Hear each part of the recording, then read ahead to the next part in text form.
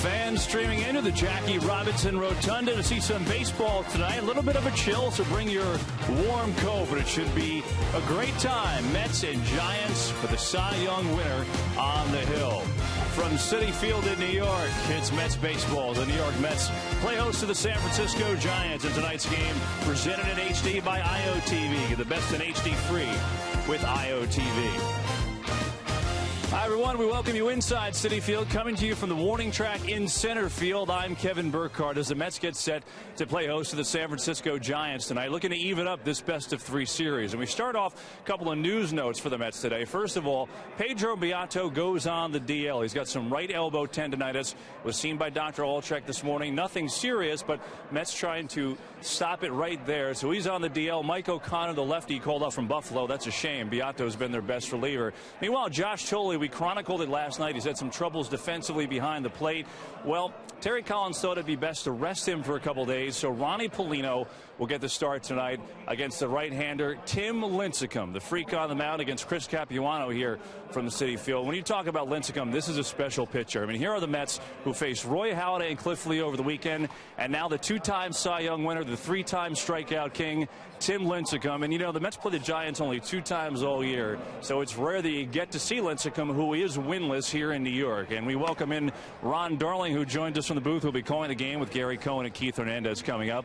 And, Ronnie, when you look at Lincecum as we check him out warming up here, I mean, you have to look at his delivery. It is freakish, no doubt. How does that help him get the velocity on his pitches? Well, think about it, Kevin. You're probably hearing the glove popping right now. You know, it's interesting to watch Lincecum. It's really like a cross between a gymnast and a Tour de France bicyclist. He has such a smallish body for a guy who throws so hard. How does he do it? Well, we'll talk more about it in the broadcast, but it really is a catapult effect.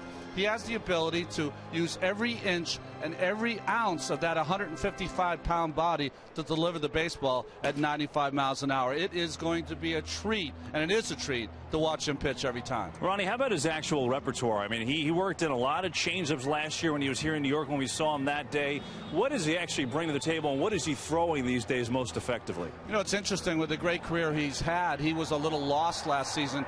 Came out of spring training, did not work on his fastball or with the location or with the speed, worked on his physical conditioning, and then got that fastball up by the end of the year back to 94 and 95. But remember, in August when he went 0-5, he could now throw that fastball for strikes, used his changeup way too much like he did against the Mets, but now he's developed a slider, so now he has 4 pitches to go at you with, including that 95-mile-an-hour fastball. Good luck to the Mets tonight. Oh, meanwhile, Mets need to score some runs, but they need a good pitching performance too, and Chris Capuano will be on the hill looking for his 3rd win of the year. You know, when you're a pitcher in Capuano's state tonight, Ronnie, you got Lincecum, obviously you're trying to get everybody out, but how about when you get a base runner or 2 on base and in scoring position? How hard is it not to press, knowing who you're going up against there? Well, I don't think he's going to press. He's been through these 2 awful arm surgeries. Everything is like gravy for him now. And remember, he's got one of the best moves in baseball, so he's going to be able to mitigate that running game a little bit. But every single time you're a veteran going up against one of the best pitchers in baseball, you're hoping you get a notch on your belt. Capuano looking to do that tonight. Well, the Mets facing their 3rd Cy Young Award winner in 4 games. The freak, Tim Lincecum, on the mound at Citi Field tonight. Capuano gets the rock for the Mets. We're coming back.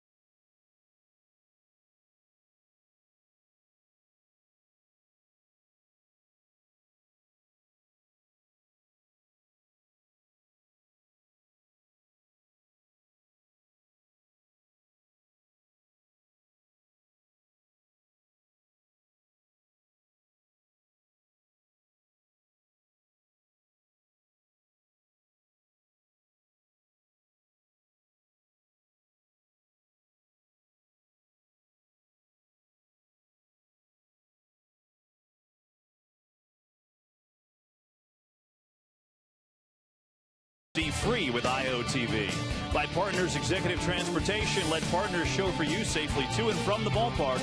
Call them at 800-894-9414. By AT&T, rethink possible.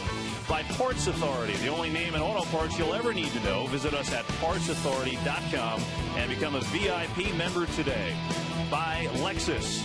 And by freescore.com. 3 credit scores, 1 place.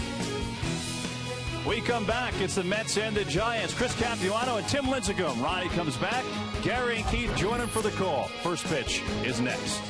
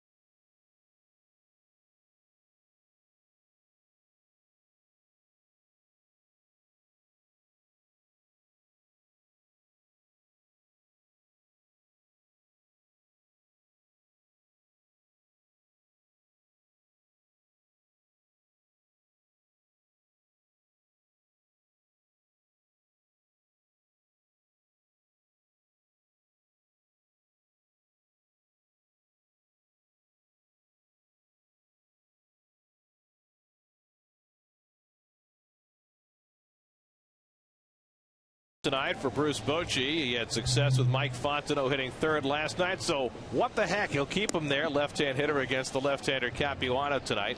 Nate Shearholtz had a home run last night. Aubrey Huff had the game-winning home run in the 10th inning as the Giants, who have been struggling for runs, broke out with 7 last night, and they'll take on Chris Capuano this evening.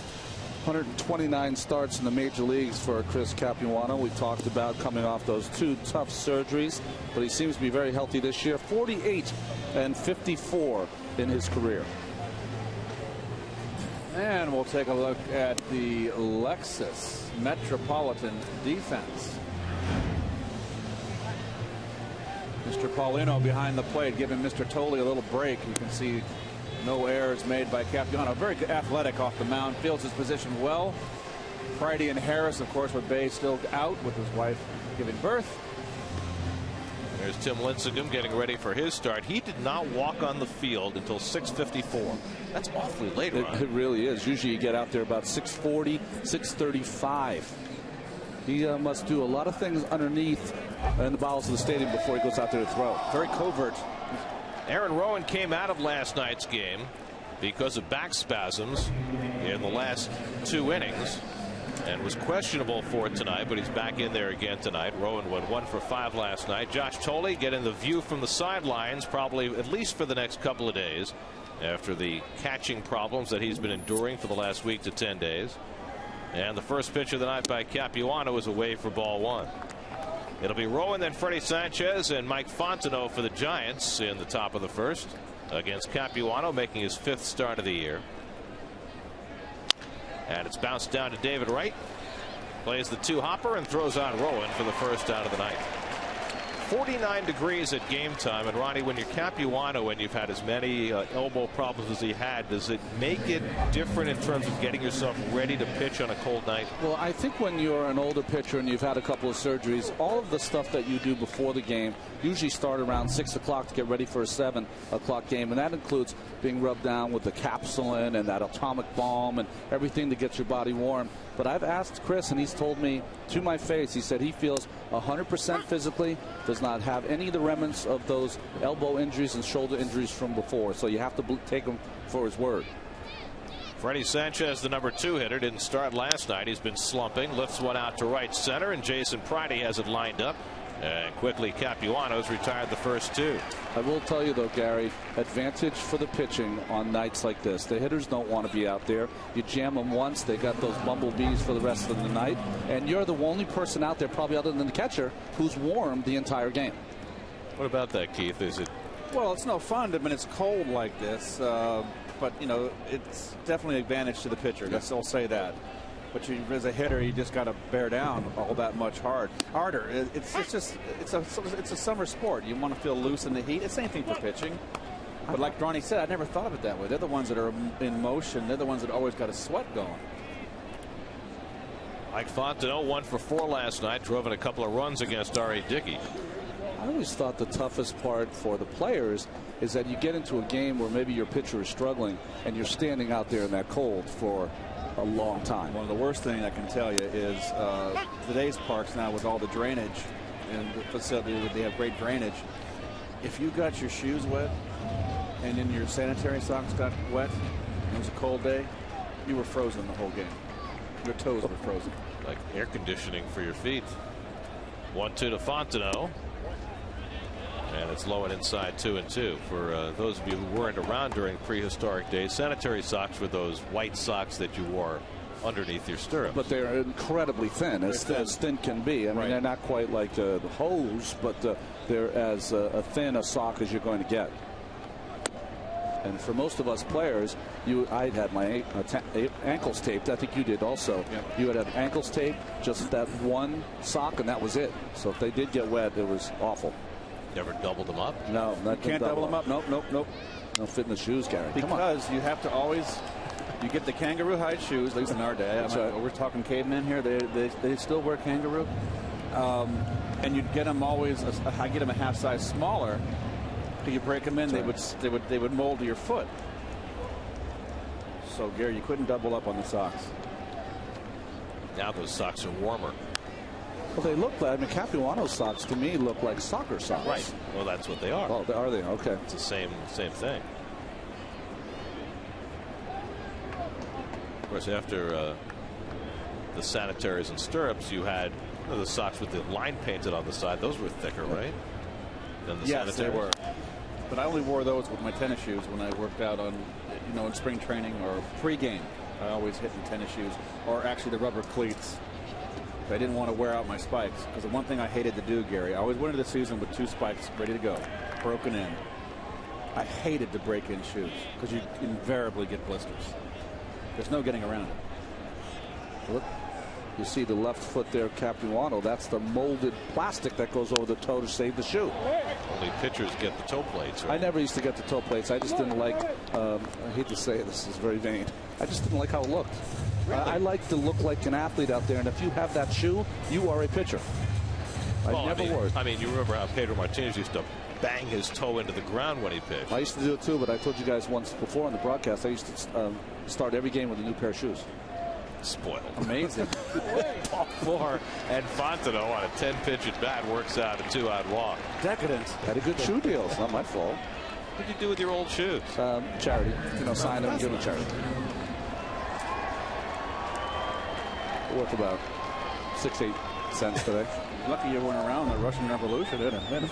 Put you in a firing squad. It's Buster Posey, one of many giant right-hand hitters who has struggled against lefties so far this year. Posey hitting just 192 against left-hand pitching. but he is hardly alone.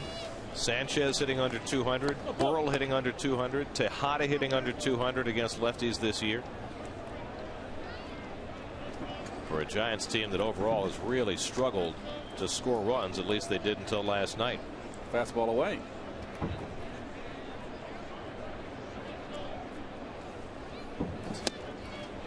And Posey swings through that fastball, 1-1. Oh, it's meant to be away, and it's up in middle, belt high. One of the few things that you have to do if you get a very tall catcher, which Paulino is, and Capuano is a pitcher who needs to throw the ball down in the strike zone, you have to aim at his pads there on his knees. You can't aim where the glove is, because you watch where he puts the glove, it's almost thigh high. That's a good hitting zone. 1-1, and Posey takes inside. Now, I know it's cold. We should look at some some manicuring going on before Lincecum takes them out. I know it's cold, but I've never seen a catcher wear a sleeve as long as Paulino has. Is that going to get in the way of his throwing? It does seem that way, right? And Capuano, who rarely gives up a stolen base, checks in on Fontenot. Capuano's worked 803 innings in his career, only 15 stolen bases. By far the fewest for any active pitcher who's pitched that many innings. And with the Giants having run at will last night, a little pressure on Paulino. And Posey floats one into shallow center. On comes Pridey, and he picks it off to end the inning. So Capuano has a successful first inning, and the Mets, for the third time in their last 4 games, face an elite pitcher tonight.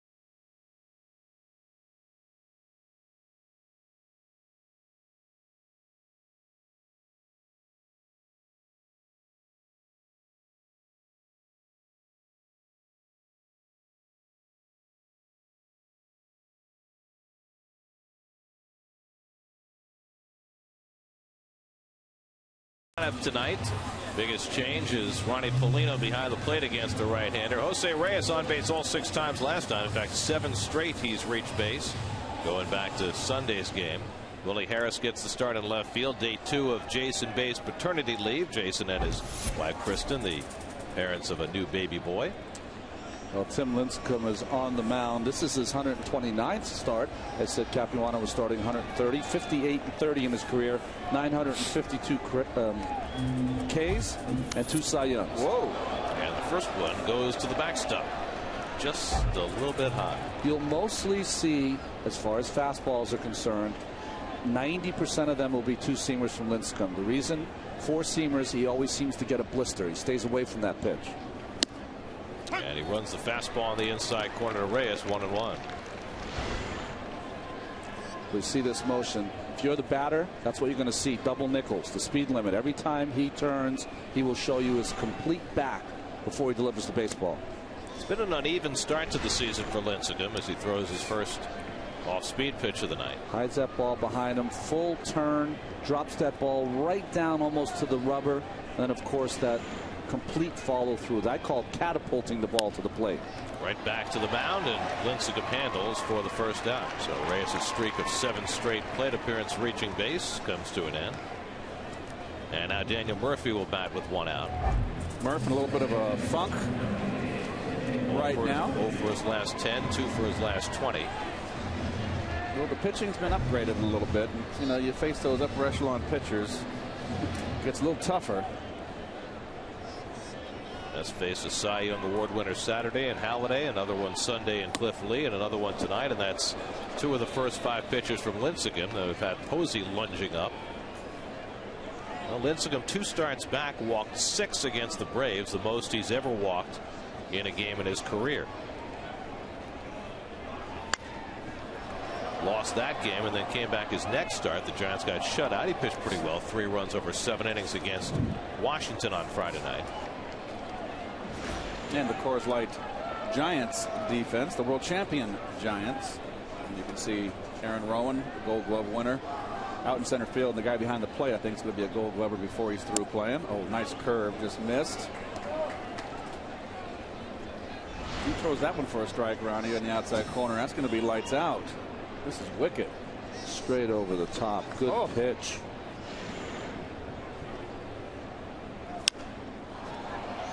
Mets have had some luck against Lincecum. He's made 5 career starts against him. He's only beaten the Mets once, and he's never won in New York, either at Shea or here at Citi Field. He's never had one of those Lincecum-like games against the Mets. Kind of like the game he pitched against the Braves in the division series last year.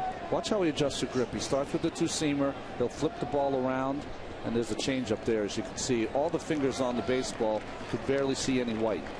So, Ronnie, is that something that a pitcher doesn't want to do? We should probably watch a little more closely if you're going to do it on a certain pitch. And our old friend Rusty Staub, who's here in the ballpark. Exactly. He would have read that. But he does it every when he goes to the ball. If you watch him, he's already started to turn his body. So it's starting to turn away from you before you can pick it up. Murphy drives one to deep right center. Rowan chasing back. He won't get there, and it's off the base of the wall.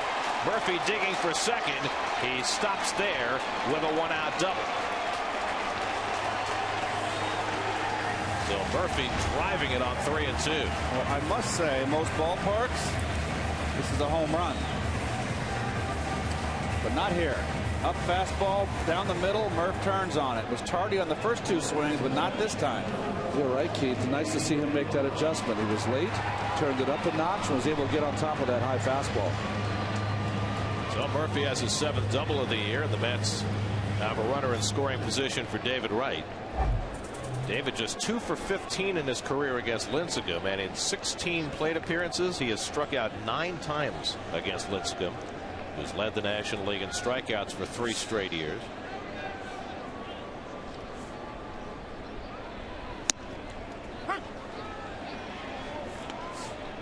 David 1 for 4 last night, hitting at .254. There you see the numbers against Lincecum. Friday will be the 4th anniversary of Lincecum's major league debut.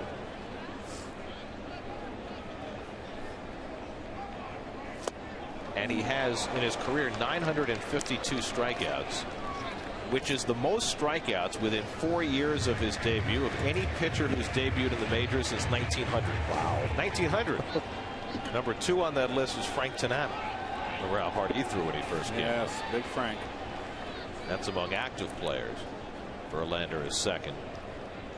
But all time, I mean, 101 years. Better than Gooden and people like that. That is that 2-seamer. When you have a guy like Posey, who's a pretty adept catcher at this stage, barely can get a glove on that baseball, couldn't turn it over in time, and had to catch it with the backhand. That's that 2-seamer that runs in hard on right. It sets up that slider away.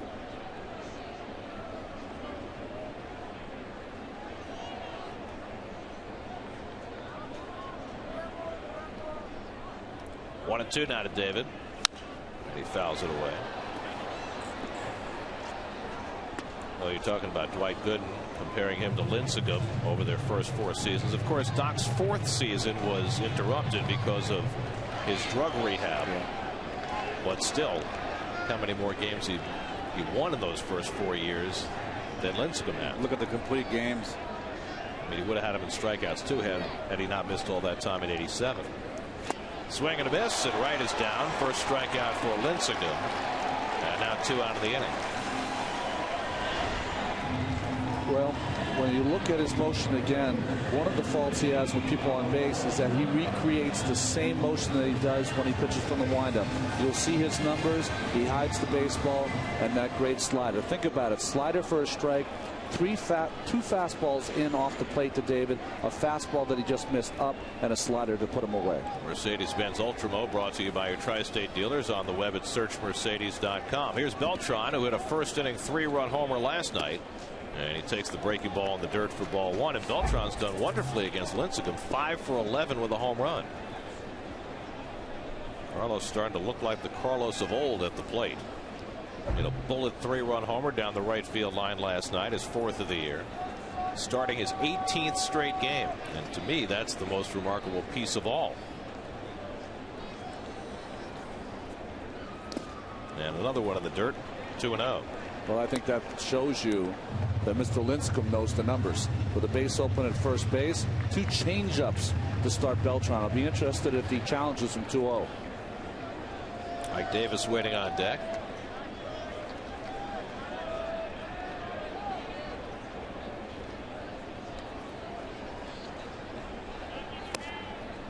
And sinker low and away, 3-0. Chief, isn't it crazy that you could have a great pitcher on the mound and certain hitters just see the ball off him better than others? And conversely, a mediocre pitcher getting a great hitter out consistently. And Beltran walks on 4 pitches, and the Mets have 2 men on.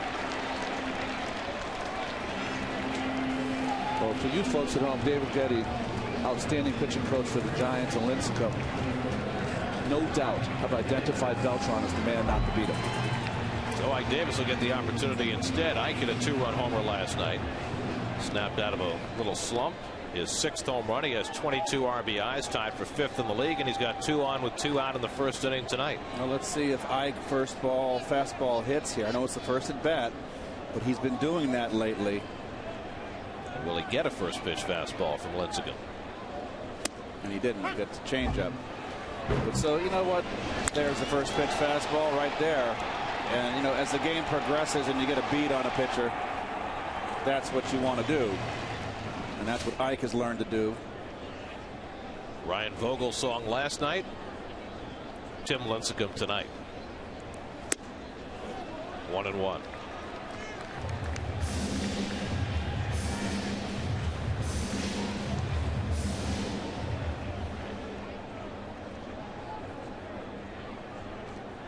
Lincecum now 26 years old, out of the University of Washington. Burst onto the scene, won a Cy Young in his first full season in the big leagues. I mean, you think about it, feels like he's been around forever, but he came up in 07, made 24 starts that year, and then in his first full season in 08, won the Cy Young, and then for good measure did it again the next year. Well, the first person ever in his first 2 full seasons to win back-to-back Cy Youngs. Last year got off to the slow start, finished 16-10, but the season finished well for him. And Ike rips one foul. His coda last year was 8 brilliant innings against the Rangers and gave 5 of the World Series. He allowed Brian Wilson to have the honor of finishing up that game, but Lincecum could have easily finished that day, it appeared. And outdueled Lee twice in that series. That was the big. Didn't pitch well in game 1, but pitched well enough to win. Giants won that, I think, 11-7 that first game. See what he did in the postseason. Probably his best start was that first one against the Braves in the division series. He struck out 14 that game, 2-hit shutout. Little indecisiveness here with Lincecum and Posey. Well, what Ike has done is taken that changeup that breaks low out of the strike zone, and his good eye. Now Lincecum knows he has to throw it for a strike. He has to get it up. And Ike rolls over that, as he did there. It's just those great pitchers, and pitchers with great command. If Carlton comes to mind for me, Lincecum here. If you're a hitter that's going to go up there and swing at that pitch in the dirt, they're just going to keep feeding it to you, until you take it.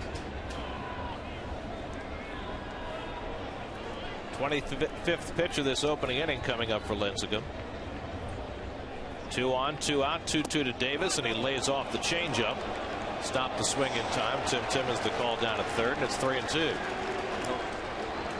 This is what makes Ike so dangerous. He's got such a good eye at the plate, the ability to hold up on his swing, and a good eye.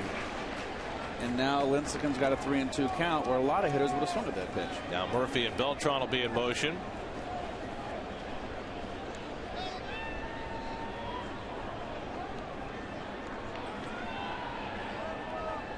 Three-two to Davis. Struck him out with a fastball. Lincecum blows away Ike Davis, and the Mets strand 2 in the opening inning. 2 strikeouts for Lincecum, a scoreless game after 1.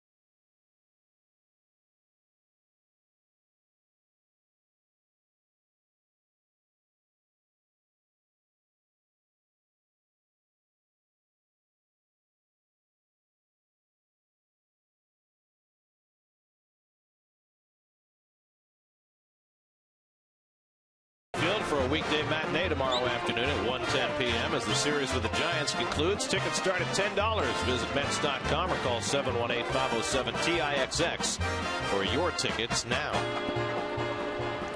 Second inning, Chris Capuano will take on Aubrey Huff, who had the big hit for the Giants last night. Snapped an 0-for-20 skid with the go-ahead home run off Taylor Buchholz in the 10th inning. Huff surprisingly hitting a 273 against lefties, only 153 against righties. Well, last night the Mets blew a chance in the bottom of the 9th, and Huff made them pay in the 10th. Well, 2-0 pitch right there. And Buchholz came in with a fastball. I think he wanted to sink away, and it just didn't sink. As Taylor said after the game, I threw him a fastball right down the middle. That's what you expect to happen. Taylor has been nothing but outstanding out of that bullpen all year long. Well, he's going to have to be even better now because the Mets lost a key piece in their bullpen today for at least a couple of weeks. Pedro Beato goes on the disabled list with some tendonitis in his elbow, and this kind of came out of nowhere after he pitched 3 innings in relief in Philadelphia on Sunday. Well, he came in and said he had some discomfort in his elbow. They thought that really were going to give him a couple days off, 2 or 3 days off. And then once he saw the doctors, they decided it would be closer to 5 to 10 days. And once you get into that area, you've got to bring someone up. Can't be shorthanded that long. Huff hits one toward the middle. Murphy was playing him to pull. He's got an impossible play, and Huff has an infield hit. So when Murphy pulled all the way over to the right side, he couldn't close ground enough to make that play. Well, yes, a Huff, a pull hitter, and Murph's got to, and that was a new position for him, but he's got to eat this one. That was a pass to Capuano, intercepted by Ike Davis. It's a nice job by Capuano to be there in case that ball sailed past Ike.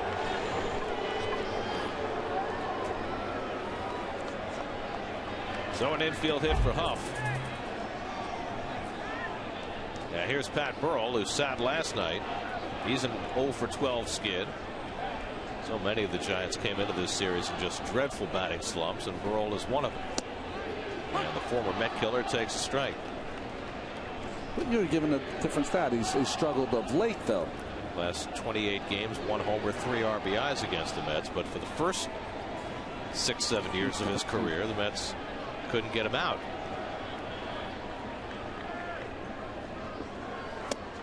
You know, Burrell was a guy whose career appeared to be skidding toward a close until he got resurrected in San Francisco last year. He just was a complete bomb at Tampa Bay.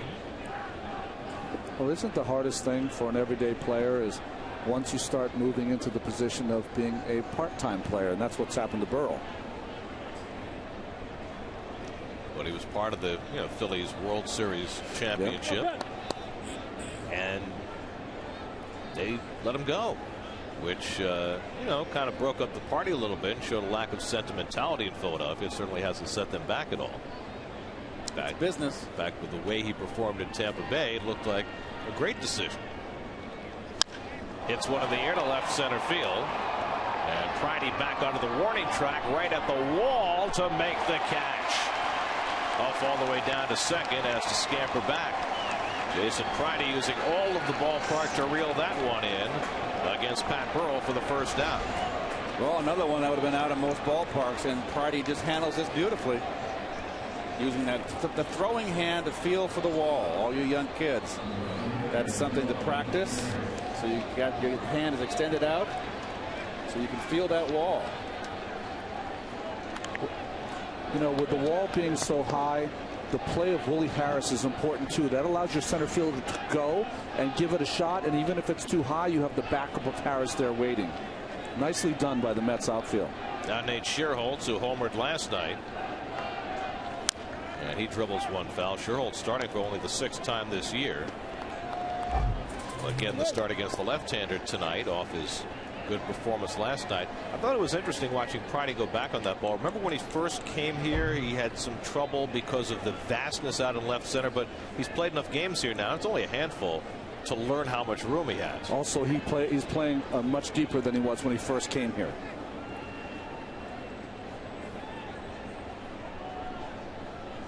I guess that's part of the yin and yang of playing the outfield here. How deep is too deep and how shallow is too shallow with that vast outfield? Well, I think the deeper you play, of course, you shorten that distance, and it's going to be more traditional for you as you track the ball and getting to the wall. The problem you have, though, is that you're going to have a pitching staff. It's going to have to work around a lot of kind of bloop hits, and you're going to have to really be able to play some infield defense at double plays. 0-2 now to Scherholtz. The slow runner Huff at first, and Capuano misses away. Well, what's interesting is that the Mets have developed into a staff of fly ball pitchers. I mean, Chris Young is the most obvious example, but even Mike Pelfrey, who used to be a ground ball guy, has become more of a fly ball pitcher.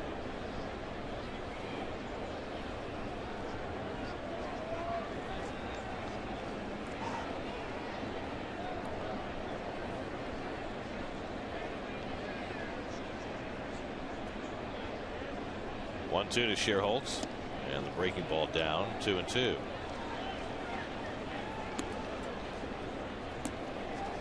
When the year began, Aubrey Huff was getting a lot of playing time in the outfield, and young Brandon Belt was playing first base for the Giants. They sent Belt down, and all he's done in AAA since they shipped him out is hit .517.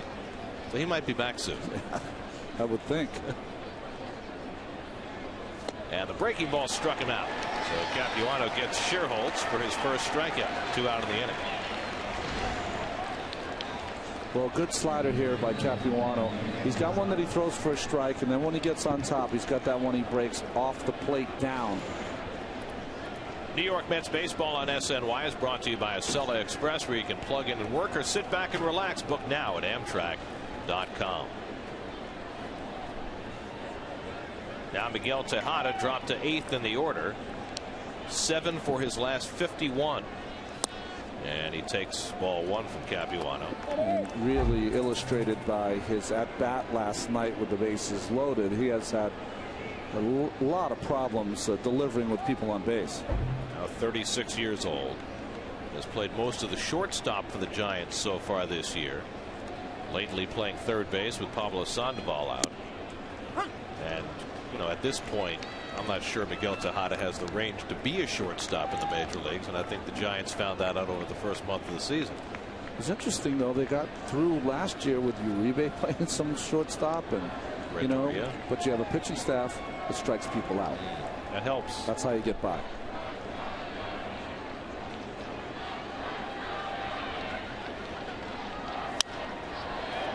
Shallow center field. Pridey started back, now coming on. And he gets there to put it away and end the inning. 4 putouts in the first 2 innings for Pridey. And no score in the bottom of the second.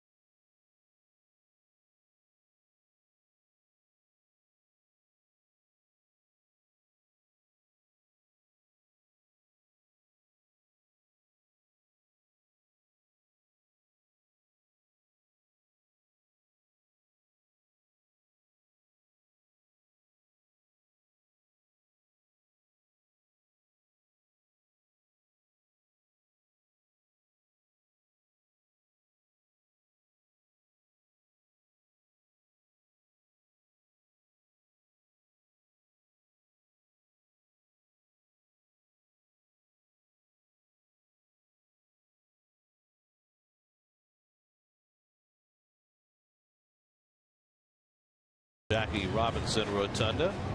Just off that rotunda is the Mets Hall of Fame and Museum. Always worth a trip. Ronnie Paulino leads off in the home second inning against Tim Lincecum. Second start as a Met for Paulino. He had a memorable first one on Sunday night, to say the least. Went 5 for 7 in a 14-inning game. Became the first player in 51 years to get 5 hits in his first start for a team. What can he do for an encore? Is that a win friends and influence people moment? I mean, wow. And you look at the defense against Paulino. Goes the other way. He's an off-field hitter, but look how shallow Shearholtz is playing in right field. We've seen it both ways by organizations that come in here. We've either seen him play real shallow because you're not going to get to that ball that's real deep, or play incredibly deep. The guy who set the standard for playing right field in this ballpark was Jeff Francoeur, and he played kind of average depth, but went back on the ball well. Average depth, but he played in right center. He just let the right field line go. By the way, see the numbers on Francoeur so far this year? He had a game-winning sac fly or something last night. And a home run yesterday. He's hitting .315, 7 homers, 23 driven in. Good for him. Good guy. I mean, he got off to a fast start with the Mets last year and then faded, and you would have to think going to a new league has helped him in terms of a lack of familiarity with the pitchers facing him. But nonetheless, that's a tremendous start for a team that's playing well. Paulino with a jam shot, shallow right center. Look at that. He's got another hit. Well, he's getting hits of all shape and variety right now. 6 for 10 now as a Met. Well, a little inside out here. He's jammed up. See, bring his elbow, his left elbow in. That is a serious inside out. You can see how that. Oh, sorry, a little tardy there. You can still see it. He was a little tardy too. Paulino. The Mercedes-Benz Ultra Mode brought to you by your Tri-State dealers on the web at searchmercedes.com. Now Willie Harris 0 for his last 8, making his 15th start. So he has now started half the games for the Mets this year, and he's late on that. 0-1. Well, Willie is having a hard time with the pitch up above the belt, and particularly in the letters. He's got a little bit of an uppercut swing, and he just can't get on top of that high fastball. He's a low ball hitter. Did anybody ask Willie why a strictly left-hand hitter is wearing a double flat helmet?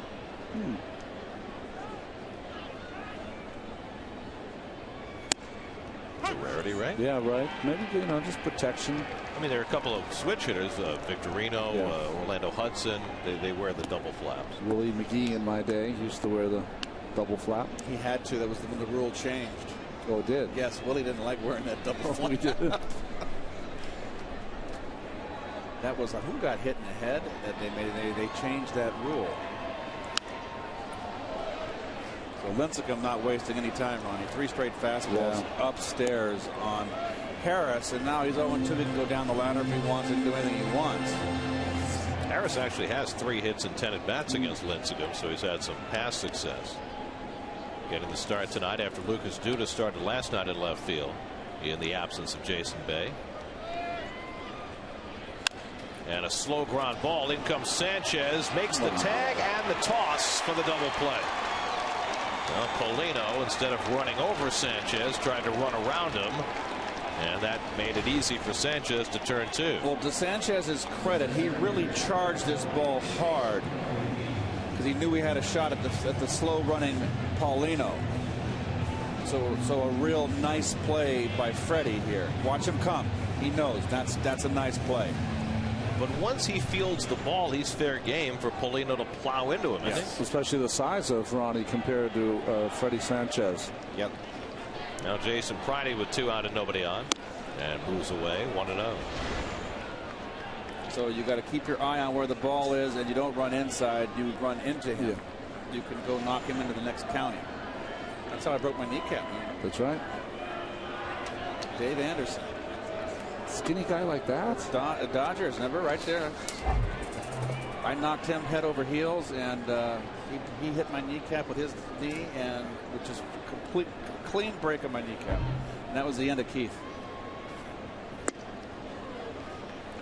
I mean, it's a narrow thing for who has the right of way at what point in the play. Well, what you have to decide if you're the runner is that if you're going to beat the baseball, then you beat the baseball. If you're not going to, then you slow down enough to run over the second baseman. But you have to allow him, of course, to field the baseball cleanly. See, as the angle he takes this way, he at the last minute can take the angle this way and nail him. He has that right to do that. Yeah, well, Jason Pridey gets ball 4 from Lincecum. Second walk given up by Tim Lincecum, and now Capuano, a pretty good hitting pitcher, will come to bat with a man aboard. Ronnie, when you were 2 outs, walk the 8th hitter, did it get you upset? Oh boy, I'm telling you, you are just saying things that we can't say here on air to yourself. You're just so angry that you cost yourself a I can say it once. I can say it once. That you cost yourself a chance to get the pitcher leading off the next inning. And Posey's going down to settle down Lincecum. That's a nice move there. In Baltimore this year, Showalter's first spring training, he was teaching his players in spring training on the Sanchez play. If you're not going to beat the baseball, slide and take the infielder out. You don't even have to run over him. Take him out like you would take him out at second base, which I'd never heard of before. I don't think I've ever seen that. Have you, Keith? And I think what he's trying to do is because most of the baseball players today are hesitant to hit the other athlete, so he's having them do what they would do at second base normally, and that's slide into them.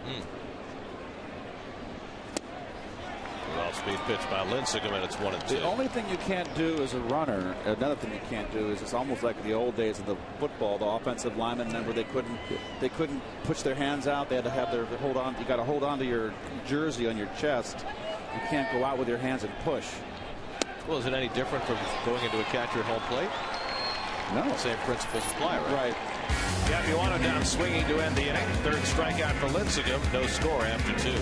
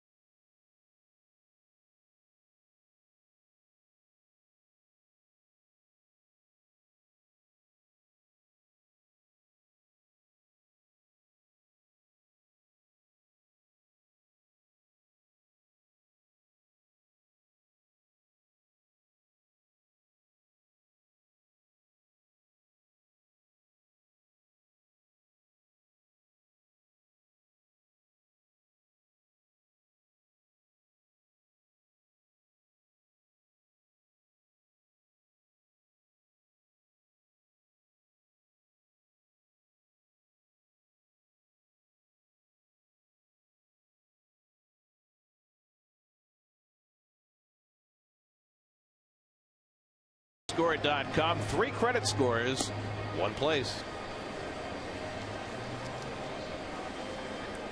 Chris Capuano matching zeros with Tim Lincecum over the first 2 innings. Lincecum will lead off the third. So sorry, Gary. This is one of those things you don't see very often. A talented right-handed pitcher who bats lefty. Of course, he's got the elbow guard there, but there used to be a day when if you're a valuable right-handed pitcher, they taught you how to bat right-handed, not to expose that right elbow. Well, the apocryphal story, I don't know if it's true, is that Dwight Gooden wanted to bat lefty, and Davey Johnson said, no, that's not happening. Dwight had a little Carlos Zambrano as far as what he wanted to do at the plate. With Carlos is a switch hitter. Murphy backs off to play the hop and throws out Lincecum for the first out. David Cohn batted left-handed. That's right. In fact, David was the first Met pitcher ever to get a pinch hit. Really? Did it in Montreal. I don't know how. 1991. I don't know how he did it. Okay, I was gone. It was obviously. Well, he would have been all over him.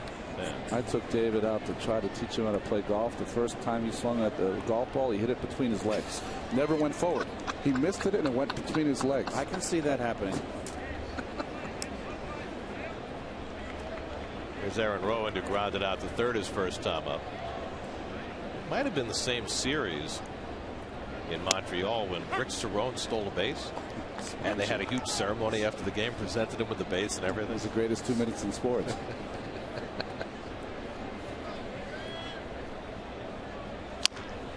Down to third and right on the backhand, a foul ball. Close, but the third base umpire Tim Timmons called it foul. Again, with Capuano and all of those steady diet of changeups, David plays right on the line. That's usually a ball that could be a base hit if you're not playing 2 or 3 steps off the line. Well, it started with Santana asking David to play the line when he was on the mound. I remember David said that Oliver Perez asked him to play the line. He said, why? Do you want me to play there? He goes, I just want to be like Santana. I believe that. Right. You know, Rowan Keith, everyone has their own way of approaching their bat. But boy, it seems like you would hurt your back the way he bends almost backwards before the pitch comes. Well, he had back spasms last night. Maybe that's it. It's knocked him out of the game. The guy stands on top of that dish. Capuano gets him with a high fastball for his second strikeout.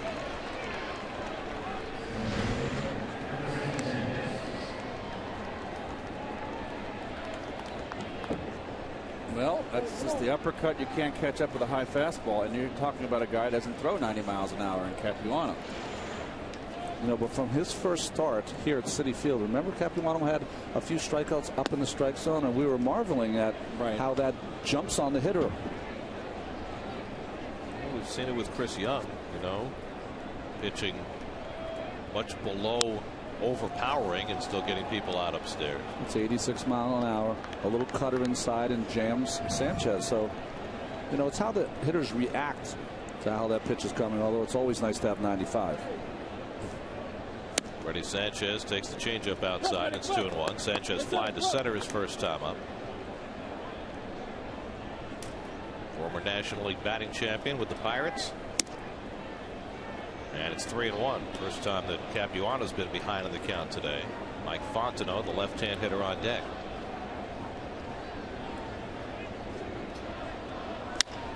And Sanchez hits it out to center. Another chance for Jason Pridey, who's had a busy first 3 innings. His 5th putout. A 1-2-3 inning for Capuano. He's set down 6 in a row. Still no score.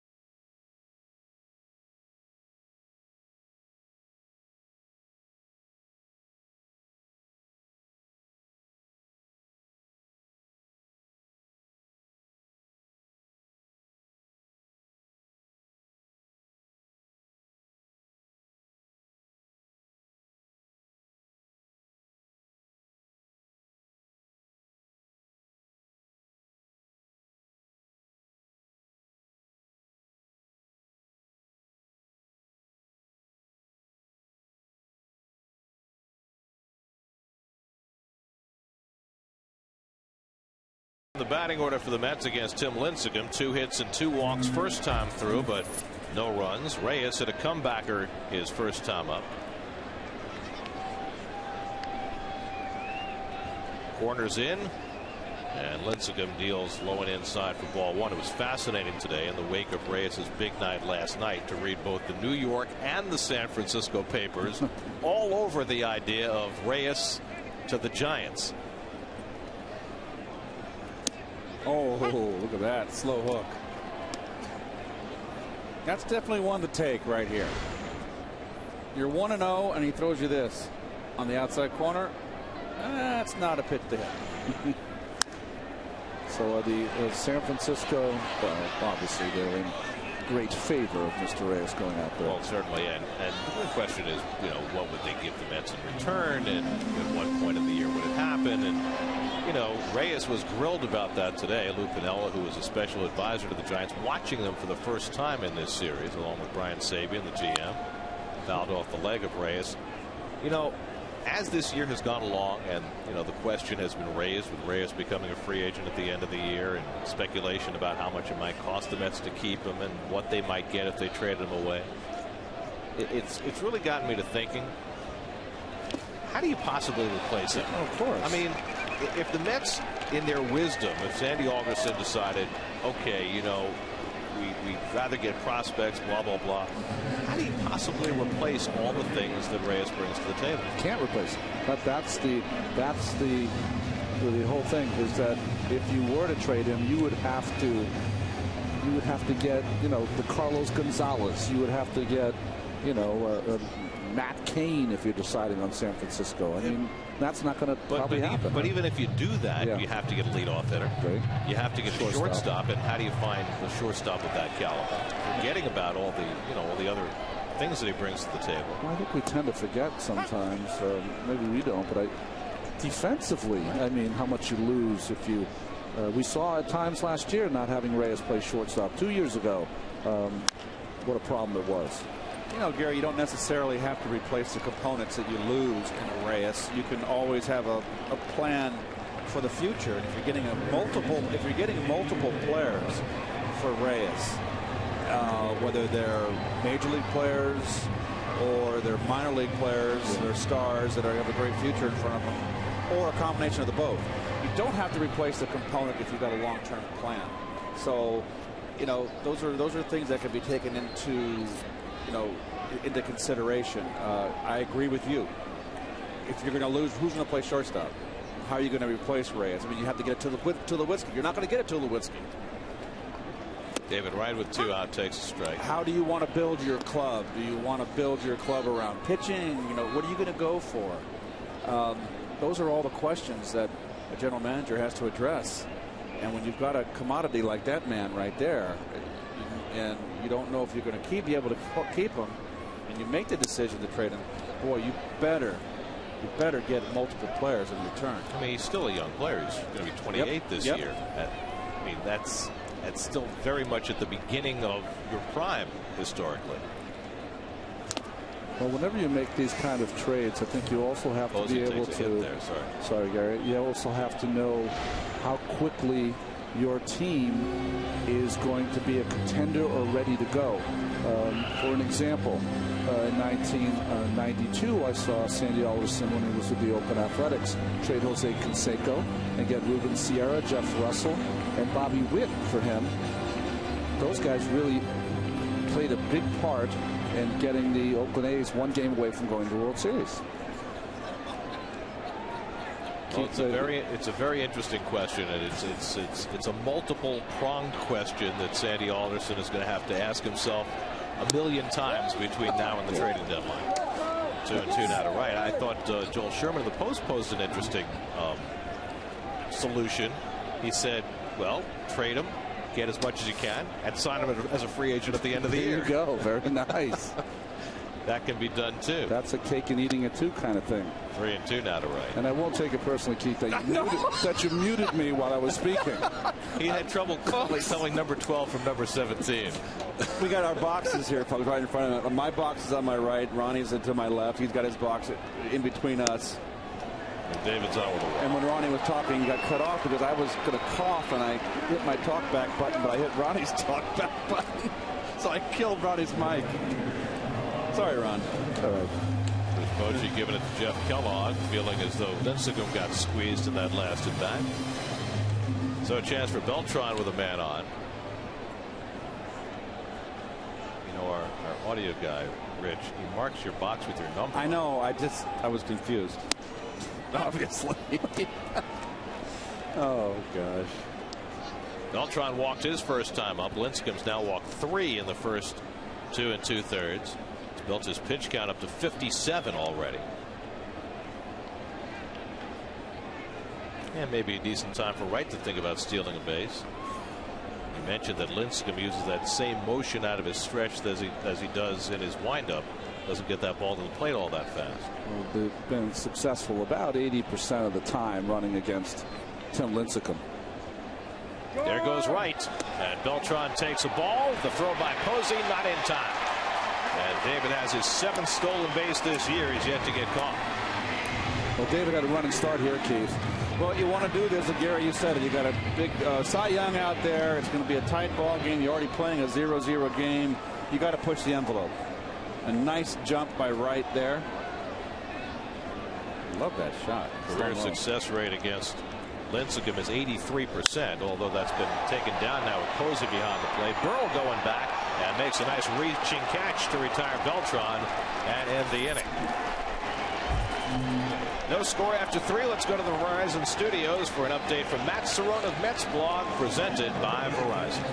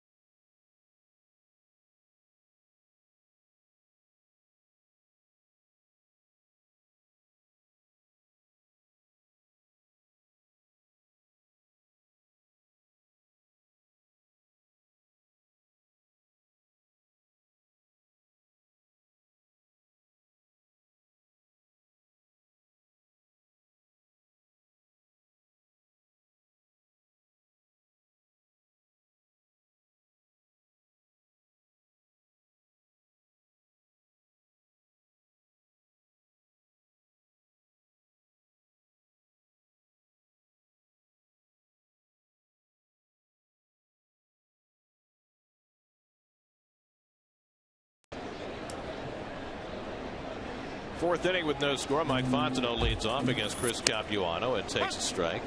Fontenot drew a walk his first time up, making his second straight start in the 3-hole for the Giants.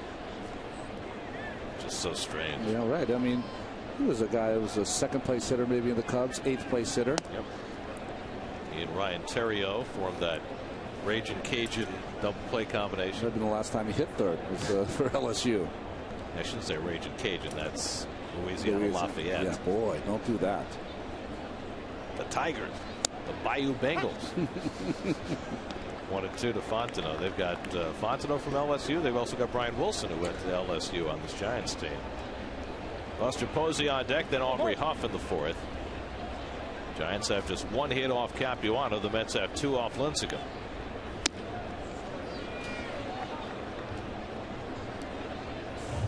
Chris coming off a start in Washington where he gave up 4 runs and 10 hits over 5 2/3. He's doing okay until the Ian Desmond home run ruined his night. Out to left field, and Willie Harris is right there battling the lights, which has been a problem for him out there in left. And this time stays with it for the out. Let's check in with Kevin Burkhardt. Kevin. Guys, I'm with a diehard Met fan. I think you know this guy. He's done everything, and right now he's on Broadway in a one-man play, Ghetto Clown. Congratulations, it's going great. John Leguizamo is here. You were actually nervous throwing out the first. How is it? I mean, you do stand-up. You're doing a one-person Broadway show. Scary things in my life, but that was, you know, it's the Giants tonight. You know, world champions. I felt like I wanted to start off the whole thing right for the Mets. I didn't want to start them off on a bad note and do a Baba Booey and toss it up in the who knows what.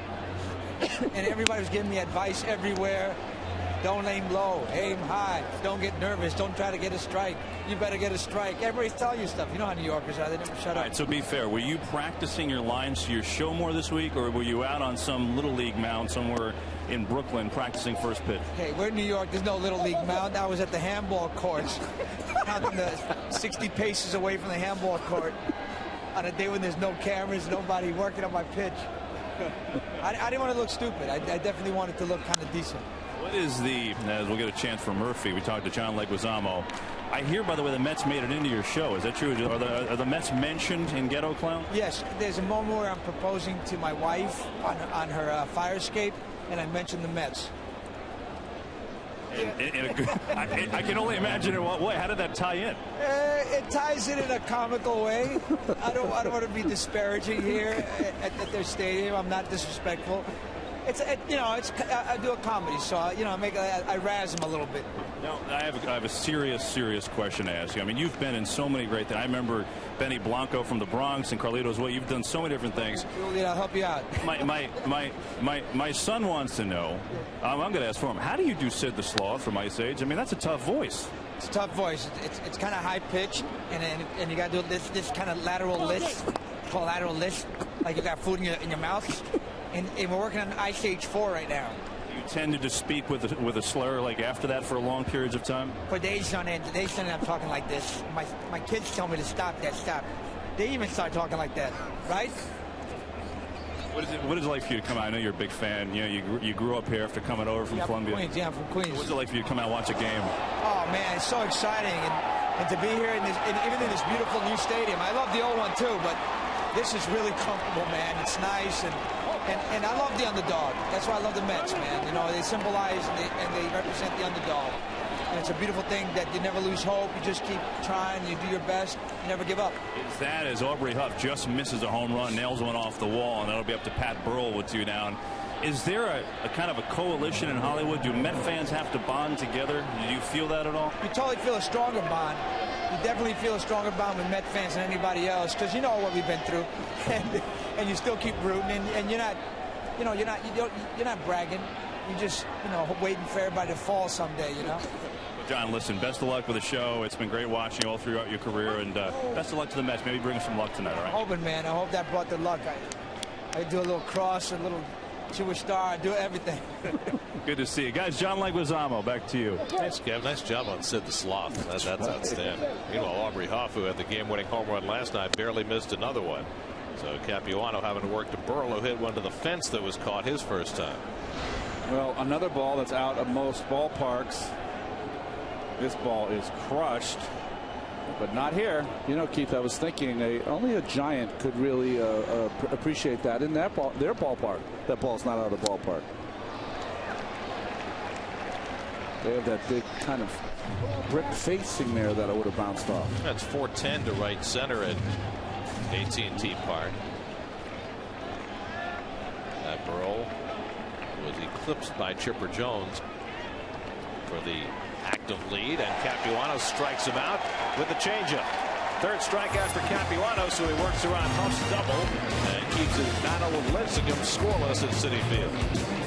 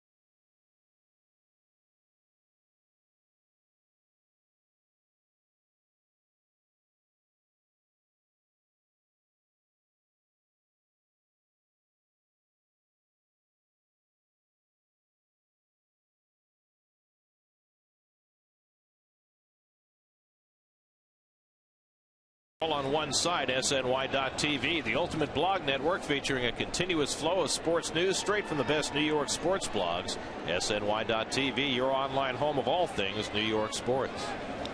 Mike Davis leading off in the home fourth. Struck out his first time up. Mike just 1 for his last 15 after an 11-game hitting streak.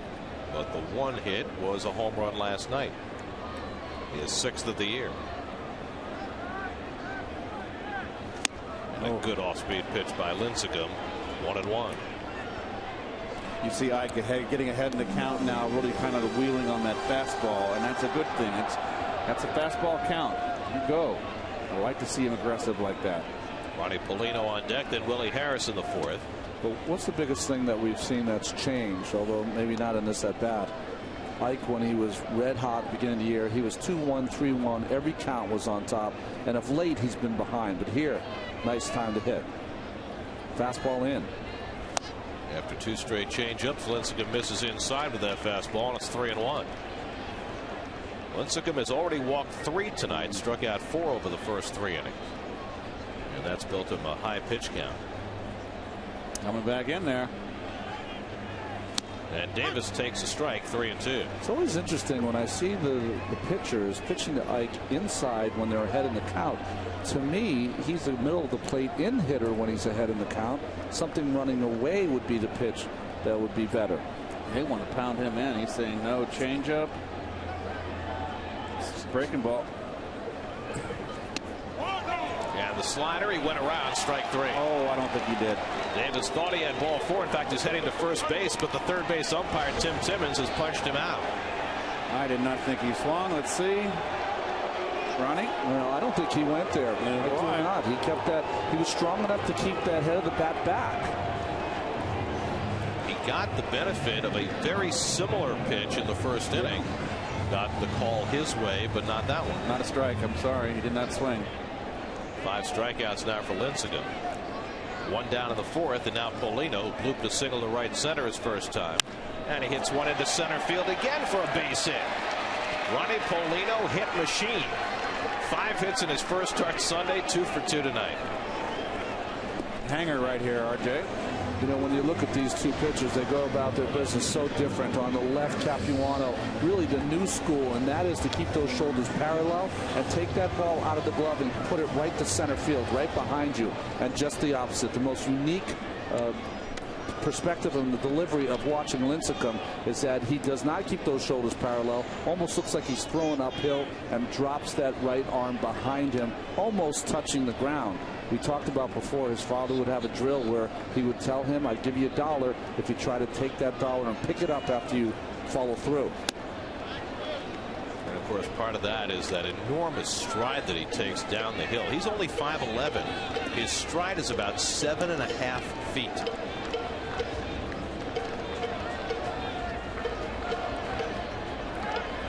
Harris bounced into a double play his first time up. This is when he was about 10 years old, and the delivery is exactly the same. Doesn't look any different than the delivery we saw, and the stride has always been described the best by our buddy Roger Angel, the writer for the New Yorker, who said when he strides it looks like a January commuter arching over 6 feet of slush. I think that's a great description. Well, that's a wonderfully poetic way of looking at it. Here's a more mechanical way. The average pitcher strides about 77 to 87% of his height. Lincecum strides 129% of his height. You saw that front foot too, pointed straight at the catcher. That's a Greg Maddux thing. Harris with a check swing bouncer to third. Tejada goes across his body, and it goes off the glove of Sanchez, and everybody's safe. That was a good idea and good execution by Tejada, but Sanchez just didn't catch it. I'd like to see a second baseman two-hand this ball because you're not going to turn 2. I think he wasn't ready. I thought he was going to first, and he assumed that you got to make that play. Just it's no excuse. Well, the Mets get a break there. The Giants commit their 21st error. Fielder's choice, error on the second baseman. Now 2 men aboard for Jason Pridey, who walked his first time up.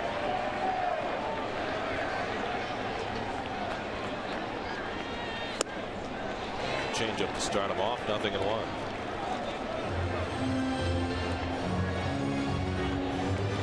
We're coming into this game. This is where usually the great pitchers get better, and Lincecum has been no exception. Throughout his career, runners in scoring position, a .214 average. I think also too, Ron, you got a young hitter up. Not most young hitters, first ball, fastball hitters. What's he do? He leads them off with a changeup to get ahead. Pridey has swung the bat well since being recalled. 30 at bats, hitting .267 with a couple of home runs. Lifts this one behind third. A long run for Burrell, but he'll get there. And that's the second out. So two-way, Capuano will come up. Here's your Mets upcoming schedule. Remember, all Mets games on SNY are available in HD, presented by IOTV. And you can listen to every Mets game on Sports Radio 66 WFAN. Day game tomorrow with Mike Pelfrey on the mound against Jonathan Sanchez. And then Andre Ethier and the Dodgers come in for the weekend. RJ, you're going to enjoy the week off. Gary and I will take it on the road. I'm not allowed in Houston. The Gary and Keith show. Or Colorado. You told me you've never been to Minute Maid Park. I have not. It's amazing. I've not been able to see the choo-choo train. The center field. With the pumpkins? With the pumpkins? The center field that goes uphill. You know that they're oranges in the train, but Keith likes to call them pumpkins. Because it's like Minute Maid Park. You get how that works? I got it. He's a rebel. You know that. Heard that. Capuano has a couple of doubles already this year, looking for his first RBI. Trying to break the ice in a scoreless game with Reyes on deck. Anyway, Andre Ethier was scratched today from the Dodgers game. So he has a little elbow inflammation, and without him, Dodgers lost to Carlos Zambrano and the Cubs. Anyway, he'll bring a 29-game hitting streak in here on Friday night. Zambrano now, I believe, is 10-0. Oh boy, threw that fastball right by him. Since he was suspended last year. I like the fact that Lincecum this game has really pitched inside to lefties. 2-2 to Capuano, and he takes a call, third strike, and that'll do it for the Mets' threat in the fourth. So Lincecum works around the error by Sanchez and keeps it scoreless.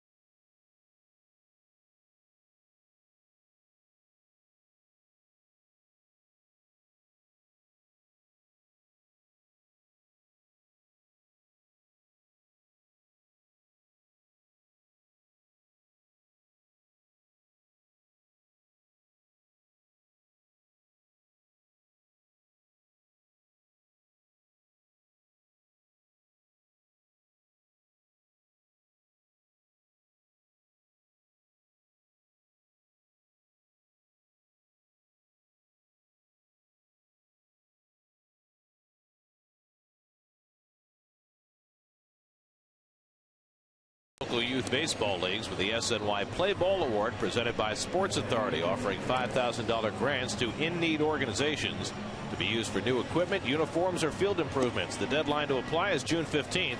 For details, visit SNY.TV or any local Sports Authority location.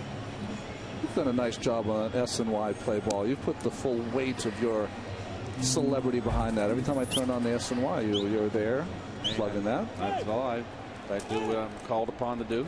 I'm a good soldier. He's everywhere. He's burgers. He's charitable. He's every man. Like a rat. Lower third of the order for the Giants in the fifth inning. Sherholtz, Tejada, and Lincecum against Chris Capuano, who's been splendid so far tonight. Nice pitch count over the first 4 innings. He's given up 2 hits, both to Aubrey Huff, and 1 walk to go with 3 strikeouts. Sherholtz struck out his first time up, and he takes a strike.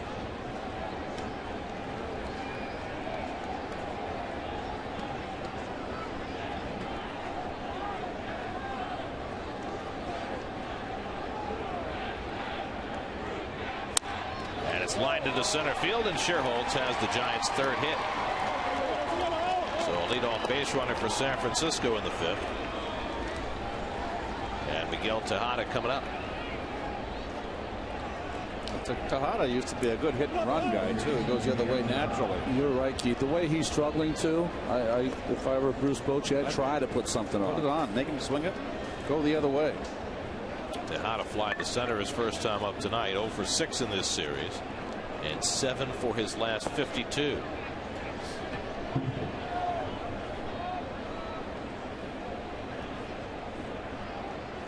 And he lines one up the middle, of base hit. Sherholtz to second, takes a turn and holds there. So back-to-back hits for the 7 and 8 hitters, and the Giants have the first 2 men on in the 5th. Well, that looked like the old Mickey right there in that fastball, just a bullet up the middle. And this is going to be very interesting how Terry Collins runs this after last night. Vogelsong getting that base hit when the Mets really kind of tipped their hand that they were going to do the wheel, Keith. I don't think they're going to do that tonight. You see Reyes positioning himself right behind the runner at second base. Sometimes you can overuse the wheel, and if teams scout you well, they can take advantage. Capuano has an advantage. He's left-handed. He's a good athlete. He's the guy that can make this play and get it to right at third base. So Mets playing conventionally here. And Lincecum lays off and takes ball one. The key here, and it's obvious, that's baseball 101. You want to bunt the ball to right at third base and make right field the ball. If he fields the ball, then third base is vacated. And you've got an automatic successful sacrifice bunt. Lincecum has 3 sacrifices so far this year to go with 1 hit. And he bunts it right to right, but he'll let it roll, and it goes foul. Smart play by David. Now it's 1-1. Good play by David. And one of the things you can do if you're a pitcher, guys, is if you are an athlete, which Capuano is, you can work on a delivery to the plate where you know the guy's going to bunt, where your momentum takes you to third base, and can really help you make an aggressive play and get you out of third, because that's what you need here in a game against Lincecum, or I think you need. Of course, you're going to cheat to third. You have to trust your first baseman. Yes.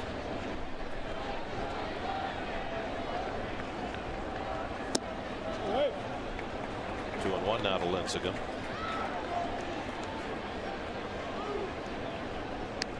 Taking a long look down at Tim Flannery, the Giants' third base coach.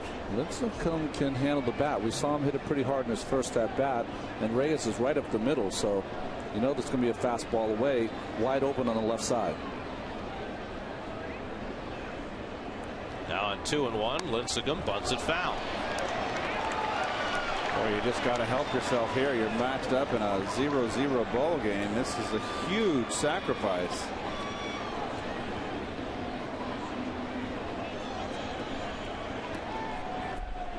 Well, 5th inning, got to have the pitcher do it again. No question.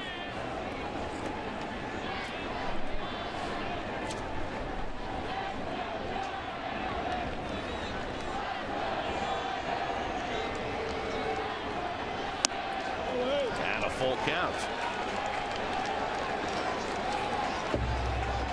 So a huge pitch coming here for Capuano, and if the Giants, how do you play this on 3-2? Bunt. Bunt. Don't run the runners. Can't run the runners. You got a pitcher up there. He's already bunted 2 balls foul.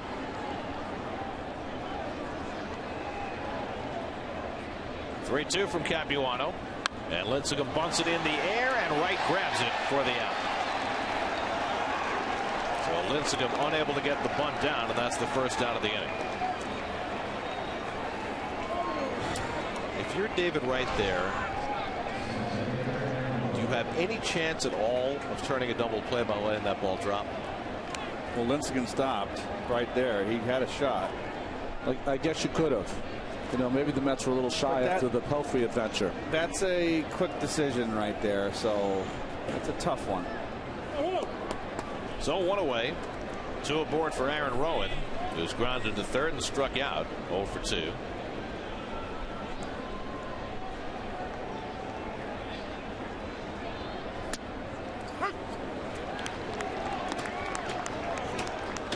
Well, great job there. Now 14 out of the first 18 hitters. Capuano has thrown a first pitch strike, which gets him to a place where he can throw that changeup away and down. If Rowan tries to pull it, that's where you get your double play ball. I just don't understand. If you're third at bat against Capuano, your first ball fastball hitting, and you take a fastball.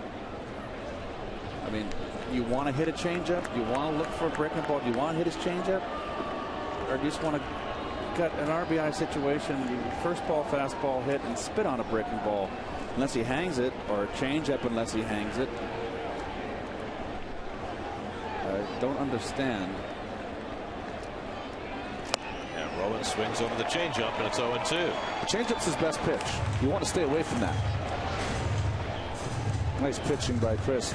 See that full grip, has that buried in his hand, so no chance you can throw that more than 75 miles an hour. Well, we heard Chris talking about his grip on the changeup, how he keeps the whole hand on the ball, really more like a palm ball than anything else.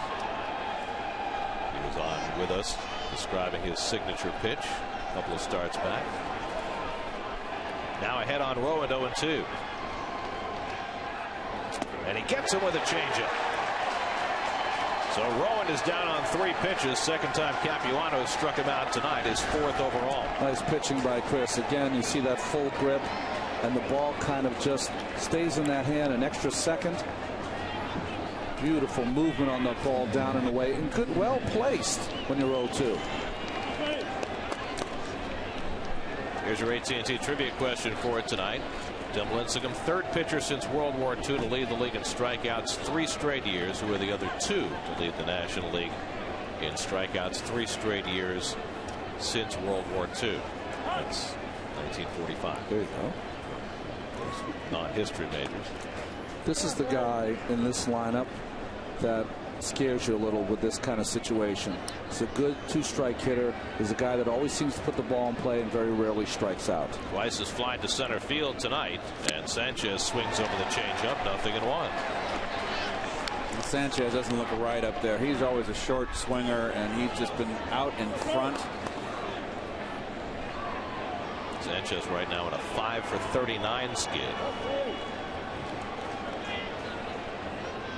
Giants got the first 2 men on here in the 5th. They've stayed planted now with 2 out.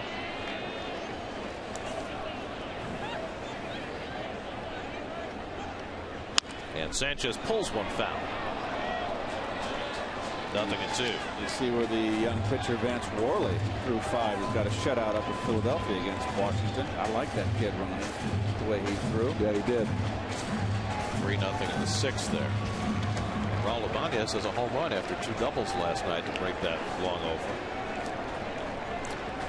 Capuano's been getting ahead of everybody. He's ahead 0-2 now on Freddie Sanchez.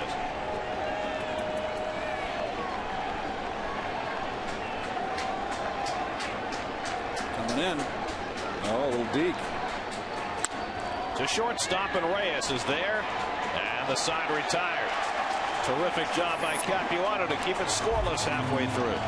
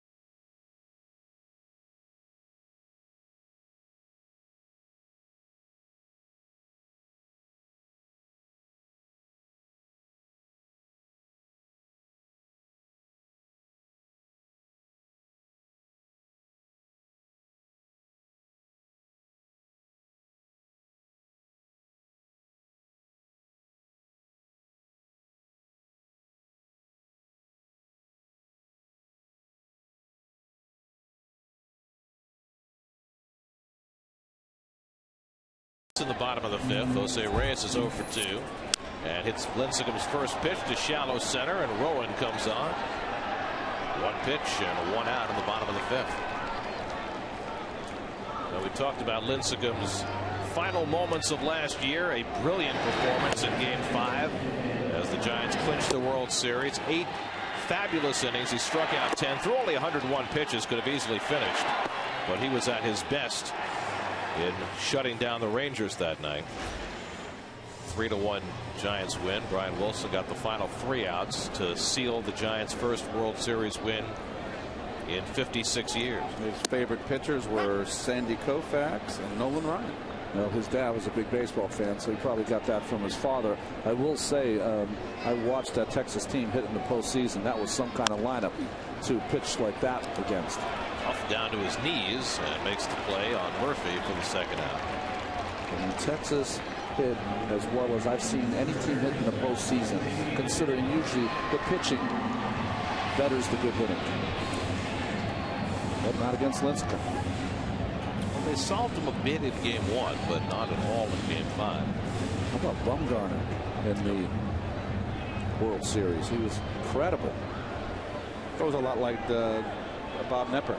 He has that that motion with Nepper sidearm. Bumgarner has been awful so far this year. I think he's got an 0 for working so far. You know, it's a young pitcher, and you know, they always talk about young pitchers overwhelming their previous innings pitch totals and then coming back the next year and struggling. Perhaps that's befallen Bumgarner. Wright takes a strike. David has struck out and walked tonight, stole a base in the 3rd inning. That's have 3 hits, 3 walks, and have had the benefit of an error tonight, but Lincecum has held the fort. Guys, you're talking about Matt Cain and the unbelievable postseason he had, not allowing an earned run. And I talked to him. I said, what was the best experience or maybe the biggest difference in it all? He said, you know what the coolest thing was? Warming up for your start in a packed electric house. He said, you know, was never used to that, and it just charged me up. Just throwing on the mound, getting ready to start, and the place was going crazy already. He said it was just tremendous. Boy, Kevin, I can attest to that. When I was warming up for the 4th game in Boston, and those Boston fans were screaming at me, and those are my homies, and they were screaming at me. I'll tell you, I was so pumped up. It's the first time ever in my career I told Mel Stottlemyre, we need to leave. I'm not going to get anything done here. I'm loose. I'm ready to go. Let's go to the mound. Stop.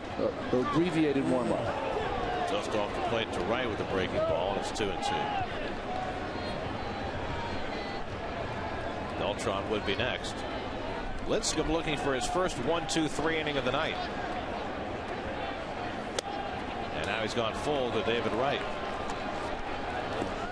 Lincecum has been fighting long distance with Jeff Kellogg a good portion of this night.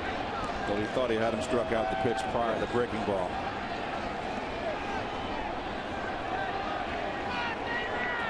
And David goes down swinging. Strikeout number 7 for Lincecum. 5 innings complete at Citi Field. Still no runs across.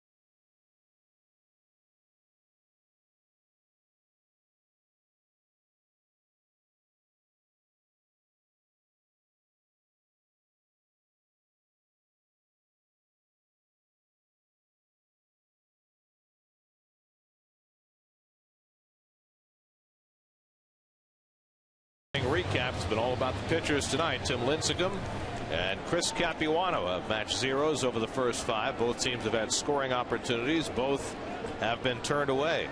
3, 4, and 5 in the Giants order in the 6th inning. Mike Fontenot leads off and takes ball 1. Fontenot walked in the first at a fly ball to left that Willie Harris battled the lights on and won the battle in the 4th. Giants had their best scoring chance in the 5th inning. The 7 and 8 hitter Shearholtz and Tejada with back-to-back hits to start it, but Lincecum couldn't get the bunt down, and that probably made the difference in Capuano getting through the inning.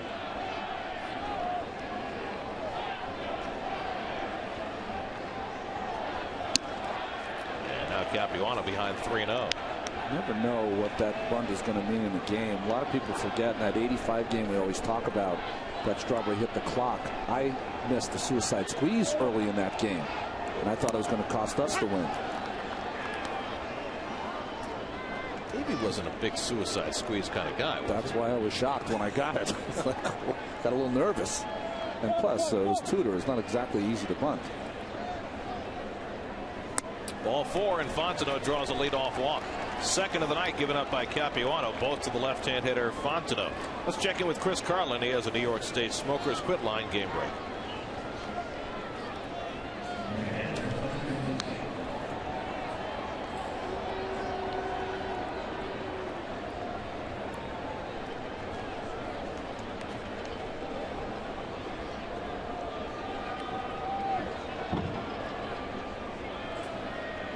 Jason Marquis might have wanted that pitch. Yes. Well, it's amazing the good hitters, once they break out, they get red hot.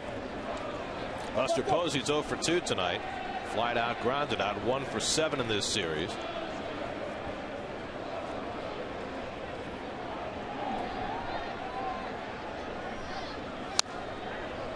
Capuano gets ahead of him again, 0-2. I think the only fault you could find with Capuano this season, remember he's had to pitch out of the bullpen a couple times, is that the long ball is hurting him. You know, that's been the one pitch in the games that has changed his whole game around. And especially later in games. He's given up 4 home runs. 3 of them have come after the first 2 times through the batting order. And here the Giants are a 3rd time around. It's been kind of a theme for all the Mets pitching, hasn't it? Even the bullpen struggled with the long ball late in games. That's something that you have to change. Notice a little bit on Posey this year, Gare. Last year he had a much tighter swing. It's really taken a big healthy cut this year, almost over swinging. Well, you have to wonder with a young player like Posey, as he's called out on strikes. 5 strikeouts now for Capuano. Well, if Ike Davis was a swing, then this was a swing. Well, I think he called it a strike. I think he has. Oh, okay. I think it's knees in black. Yep. That's what I think. He might have thought it was low. It hit the nip the corner. That's the indication that Jeff Kellogg gave of a call 3rd strike. So 1 out and 1 out. I was just going to say about Posey, you got a young player and a team that's not producing much offensively. You got to think he's taking a lot on his shoulders right now, and that might lengthen his swing. Well, I think probably a lot of the players, when you collectively are struggling, everybody tries to do too much. And Huff was struggling. You've got everybody, even the veteran players. So it becomes contagious. And don't forget, young player, very popular player, post World Series win, all the things that come your way in San Francisco and beyond. We kind of saw that with Hamels. Off with his 4th straight hit after his 0 for 20. So that home run last night broke him out big time. He's 3 for 3 tonight. And the Giants have 2 men on for the 2nd straight inning. Well, Huff stands very straight up, and he really uses his hands. He's lost all that weight too. He looks terrific. Watch him just use his hands. Upright, straight up hitter. Watch his hands. He just really makes them work. That's beautiful right there. Look at that. How about his back foot comes off the ground when he made contact? Very rarely see that. Mercedes-Benz Ultra Mode brought to you by your tri-state dealers on the web at searchmercedes.com. Now Pat Burrell, check swing foul ball. Down pass Roberto Kelly. Watch his back foot, Chief. Huff. I've never seen anything like this before. Just his back foot. Front foot touches down. Contact coming. Look at the back foot. How about that? That's called front foot hitting. Yes, it is. Doesn't give you much to drive off, does it? What happened to squish the bug? That's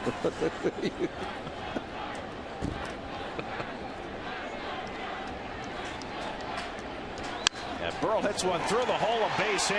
Fontenot to third, turns and heads home. Harris unleashes the throw to the plate. It's cut off, and the Giants break the ice. Pat Burrell drives in the first run of the game. 1-0 San Francisco in the sixth. Well, we've always said that Burrell is a one-zone hitter, and his swing is always the same, and it's for a low pitch. He's really a low ball hitter. He drops the back shoulder, and the breaking ball breaks right into his zone.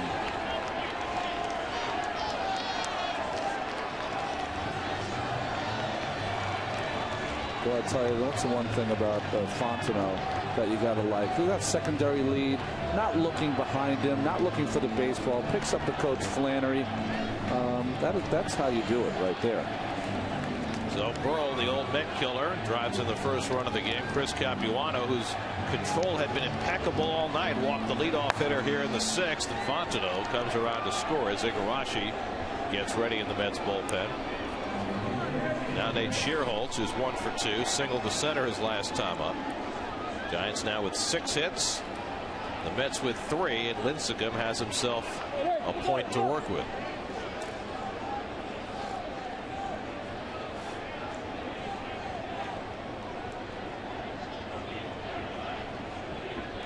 And Shearholtz is a slow ground ball. Davis will have to play it to first. Might have had to play it second, but turned it down to get the shore out. Now they can walk Tejada and pitch to Lincecum if they choose to. I don't think that was part of Ike's thinking process there. I always say you got to get the lead out. Come get it like he's coming to get it. Beautiful. Get the lead out. I think he was afraid of the runner being in his path. No, you're fine. Pull up and always get the lead runner. So the Mets will intentionally walk Tejada, who had a base hit his last time up. It'll be the second walk of the inning, the third of the night for Capuano. And so Lincecum will bat with the bases loaded. It was a good idea, though, wasn't it? Yes.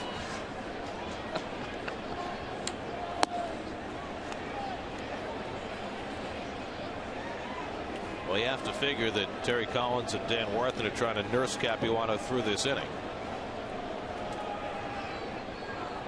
And that they'll stick with him to pitch to Lincecum, who, after all, is a left-hand hitter. Yeah, it's the fine line in these games, isn't it, guys? I mean, what is Capuano trying to do to Burrell? He's trying to get a ground ball.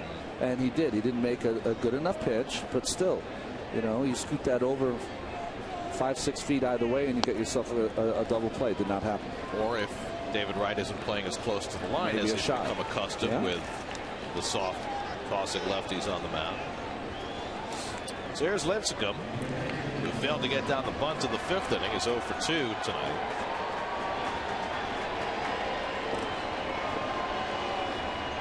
And pitcher or no pitcher at the plate, a huge out for Capuano to try to get, with Lincecum already staked to a 1-run lead.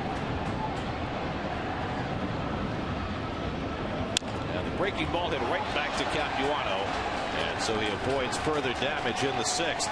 But Pat Burrell doing what he's done so often in his career against the Mets, driving in a big run after the leadoff walk to Fontenot, and Huff had a base hit to set the stage. Burrell does the rest. They get the first run of the game in. 1-0 San Francisco.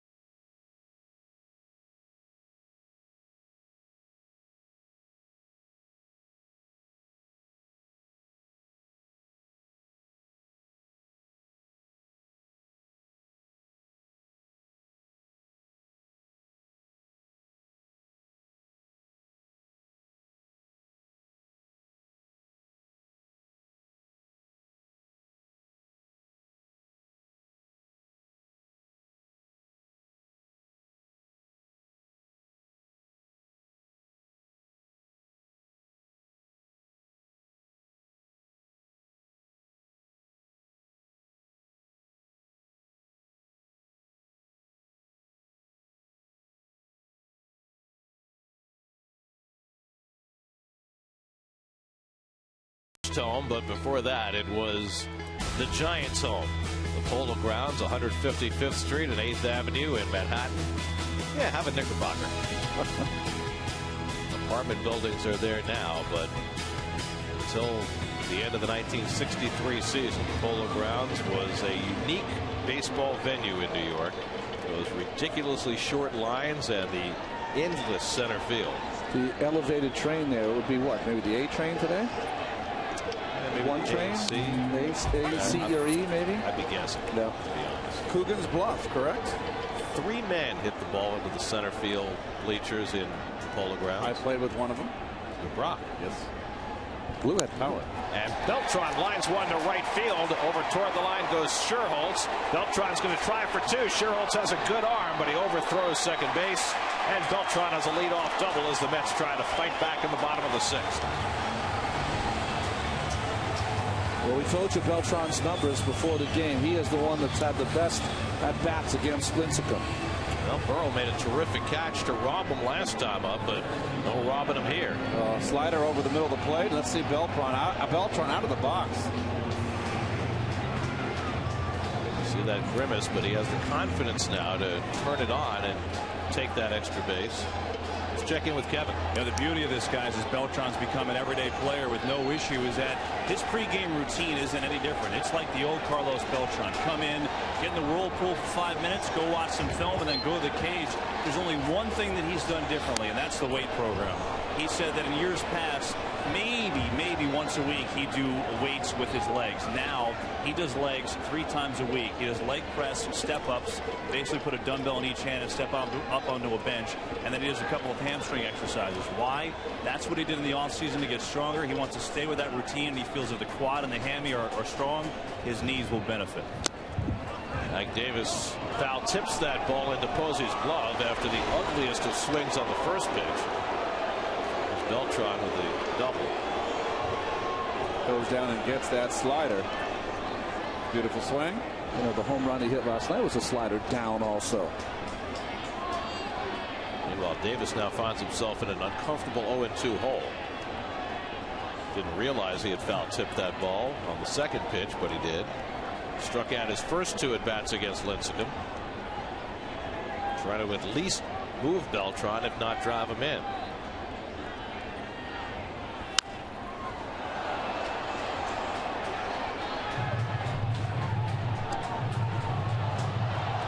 Polino is already 2 for 2 tonight on deck. Did he ever make an out?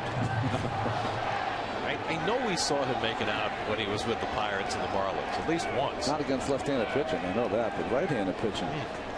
It's the first time I've seen Ike in a Met uniform, very defensive up there. I know he's in a hole here, but it's the first time I've seen him go with a plan B.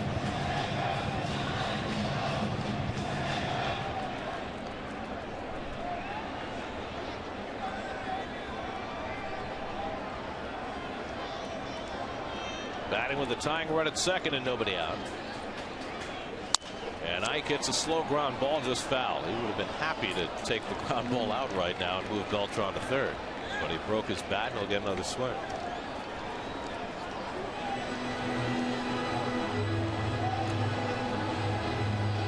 I think one of the speed up rules is that the bat boy will always have an extra bat waiting for the player, as opposed to our day, it could take 10 minutes before they find one. Back in the dugout searching the bat rag.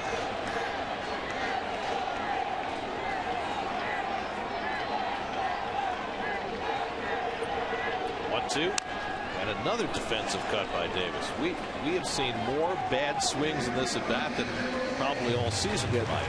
Agreed. And it's a credit to the pitcher out there, but he's certainly got him in an emergency stance, as we call it.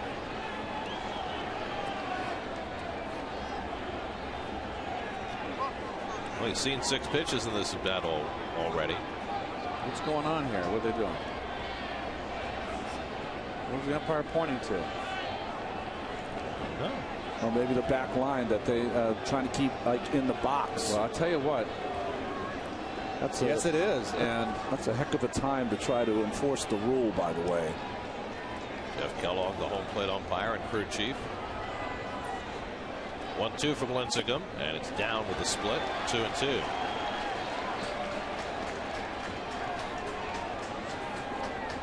Yeah, he's hot. Giving shouts of encouragement to Ike Davis.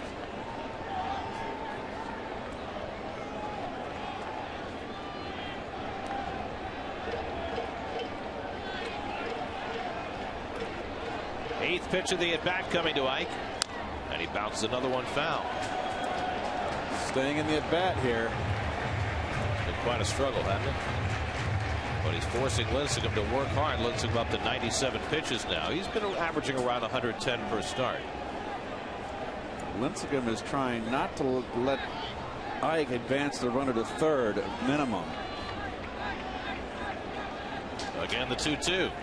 And it's down, ball 3. Well, this is quite a struggle by Ike Davis, and somehow he's worked the count full. With Polino standing on deck. Good eye at the plate. I've talked about it ad nauseum. But this is a very good at bat, even though he's been very defensive. Lincecum has walked 3. He struck out 7. And Ike lines one up the middle, a base hit. Beltran have to hold up. He'll stop at third. What a turn at bat for Ike Davis. You can't look any worse on the first 4 or 5 pitches, and somehow he stayed in and drove one up the middle. Well, this is a very, very big league at bat right there. He's shortened up. You see, there was no intention of Ike to hit this ball with any kind of power or home run. Just a very short 2-strike count at bat. Outstanding.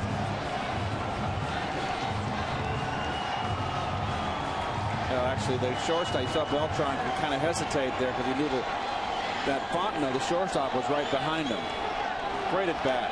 So now the tying run at third, the potential go-ahead run at first with nobody out. Giants play the infield back at double play depth for Polino, who is 2 for 2 tonight. A bloop to right center and a line single to center. Now 7 for 11, lucky numbers as a Met.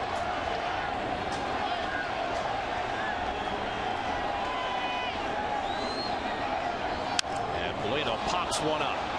Sanchez out. Shearholtz in, and Sanchez with a nice play. Beltran tags, but he'll hold and go back to third.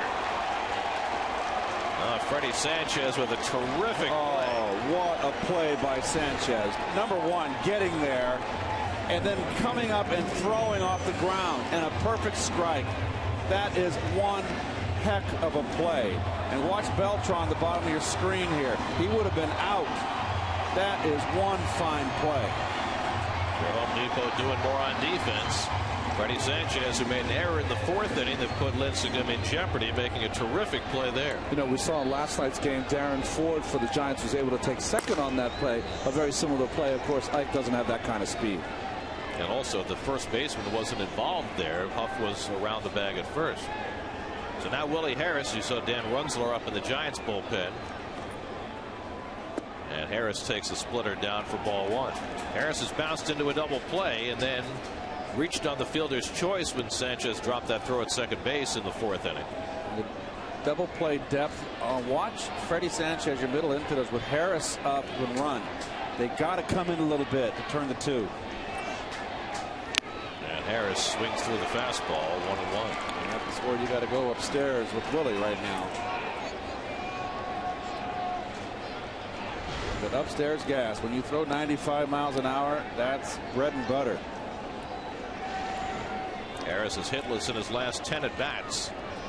Looking to get that tying run home from third any way he can.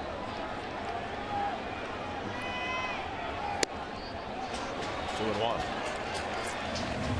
Boy, how about that Giant outfield? As shallow as you can see it. I've never seen Pat Burrell play that shallow in left field. Almost daring Harris to hit the ball over his head. Boy, they can get burned here big time. I just don't agree with this outfield placement. Well, this is a guy who had 10 home runs last year in part-time play for Washington. Has won so far this year. And Harris fouls it off, 2-2. Well, he had a pitch to hit there. Just beat him with that fastball. He's got that little bit of run. He wants the ball in, but see how that ball is moving away from Harris just off the end of the bat. Jason Pridey, the number 8 hitter, is on deck. Well, that gap in left center field is just begging to be driven into, and it'd be a triple, maybe with Willie's speed inside the Parker, the way they're in so shallow.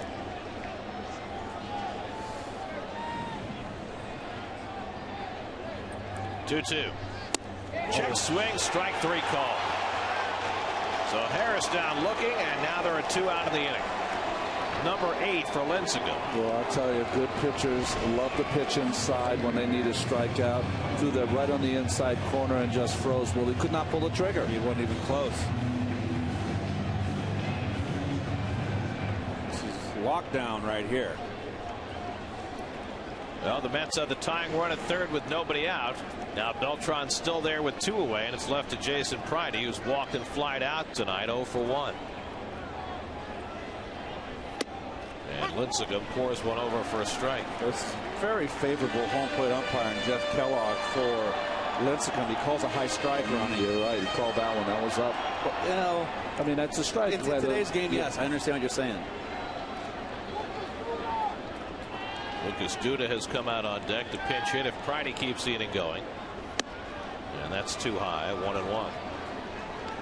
That's a 1 for 8 with runners in scoring position tonight. The only hit was Davis's single here in the 6th that moved Beltran from 2nd to 3rd. There's Duda on deck. Came up yesterday when Jason Bay went on the paternity leave list. We're staying with the fastball in. And he nicks the corner, 1-2. So Pridey, his first 2 at bats, got a steady diet of change-ups early. And now this at bat with the ducks on the pond. What does he do? He changes the program. Third time through. All fastballs. Igarashi up in the Mets bullpen. Lincecum at 108 pitches for the night. I don't know how to react to that. Swing and a miss. He struck him out. Tim Lincecum works out of a big-time jam in the 6th. Mets at 1st and 3rd and nobody out, and they do not score. The Freak, 1-0.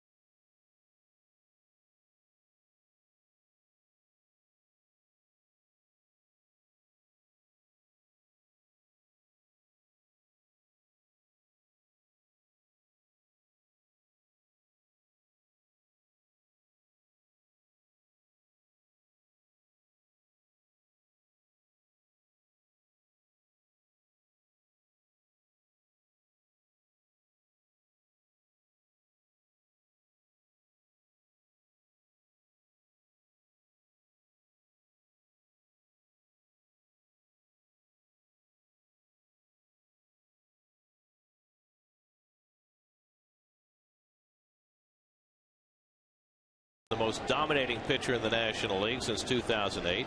A for Adam Wainwright, B for Josh Johnson, C for Tim Lincecum, or D for Johan Santana.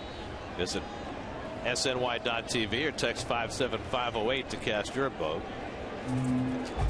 Top of the batting order, Aaron Rowan leads off against Chris Capuano in the 7th. Rowan 0 for 3 tonight, a couple of strikeouts. It'll be Rowan, then Freddie Sanchez and Mike Fontenot in the 7th after Tim Lincecum got himself out of a hellacious jam in the bottom of the 6th. And Rowan lines one toward the left field line. That's a base hit. Willie Harris will have to play it out of the corner. And Rowan into second base. Takes a turn there and holds with a leadoff double. So the Giants, after getting a run in the 6th, right back in business in the 7th, 10th double of the year for Rowan. Boy, Keith, this is what always happens. You have a chance to push across a couple of runs, and you don't do it, and the team comes right back at you. We got a high changeup there out over the plate. Now, this is something that Freddie Sanchez is excellent at. He might bunt here. He's always been great at pushing a runner over, if not driving him in. But I got to believe Bochy's going to put the bunt on here. Sanchez has flied out twice and hit into a force play. Corners creep in, and Sanchez set to swing. Takes it inside for ball 1. The Mets have Igarashi ready in the bullpen. More of a strikeout pitcher than Capuano. But Chris being allowed to continue here in the 7th. He's now given up a run on 7 hits. And Sanchez off the mound to Reyes. Mets got a break there. And the out at first. That ball was headed up the middle had it not hit the hill. Rowan goes to third, 1 away. Well, this will get a hitter angry. You got a base hit.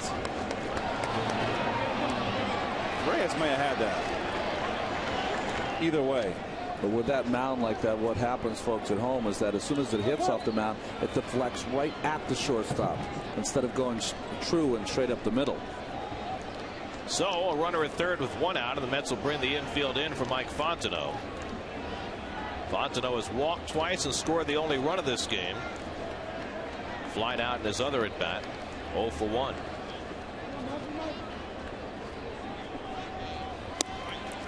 And Polino, as it skip out of his glove, can't find it for a moment, but no chance for Rowan to break. You know what's interesting with all this commotion there with the almost missing of the ball by Polino, and you can see this ball is supposed to be outside, but he leaves it inside. Just get some leather on it. Is that even though Fontenot's batting third, he's the kind of guy that would be a prime guy to have a suicide squeeze with some good speed with Rowan, as Rowan's doing the shuffle Like Gene Kelly there. Should I stay or should I go? There you go. Joe Strump. Here's the 1-0. And a breaking ball. He holds the swing and stopped it in time. Tim Timmons with the call, and it's 2-0. Well, it's a good pitch right now. All that Fontenot's got to do is just place it out in the outfield, go right up the middle. You're ahead in the count. You're a left-hand hitter. You got a left-hander up there it's there to get you out. Not a bad time for a squeeze either. You know you're going to get a strike. And Fontenot swinging at the slider, 2-1. Fontenot, the most unlikely number 3 hitter you're probably going to see all year, as Capuano's up to 100 pitches now. But he drove in a couple of runs last night. He's walked a couple of times today and scored the only run. Now a chance to add to the Giants' lead with Buster Posey next.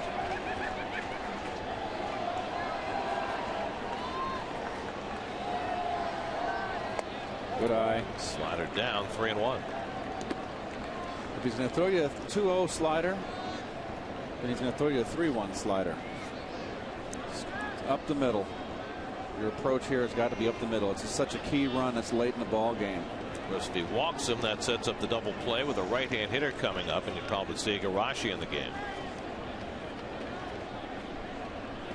And Fontenot takes the slider for a strike, 3-2.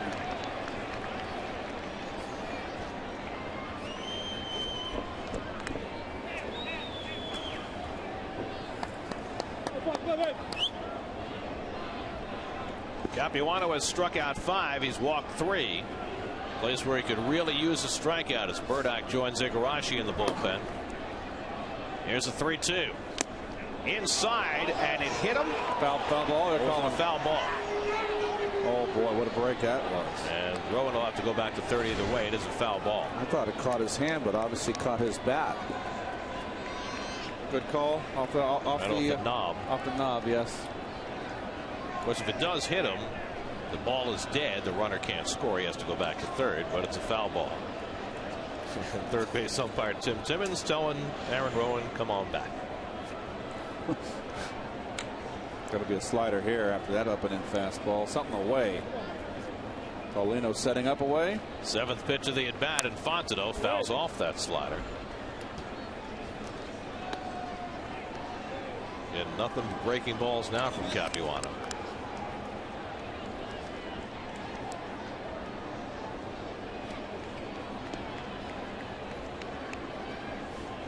He's about to throw his 105th pitch of the night.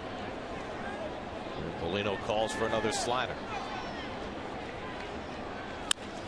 Right back up the middle, and Fontenot drives home Rowan.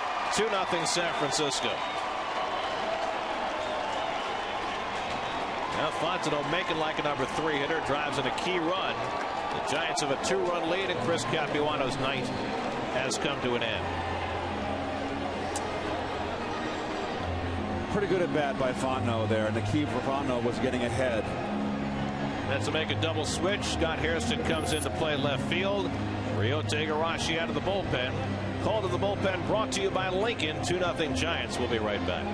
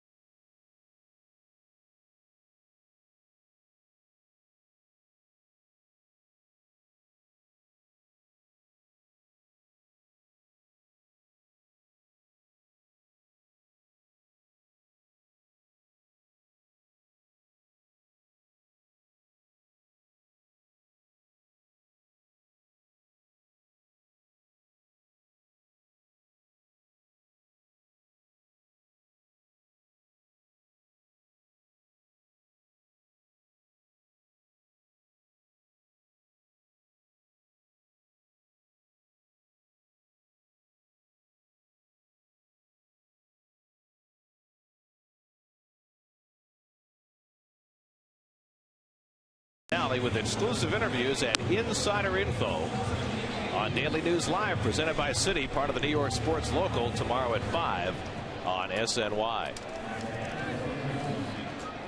Chris Capuano out after 6 1/3. He's allowed 2 runs and 8 hits so far. Scott Hairston comes in to play left field. He'll bat 9th, and the pitcher Ryote Igarashi will hit 7th.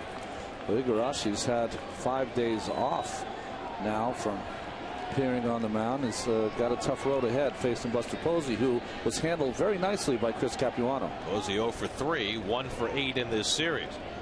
Fontenot at first and 1 out, and Posey takes a strike.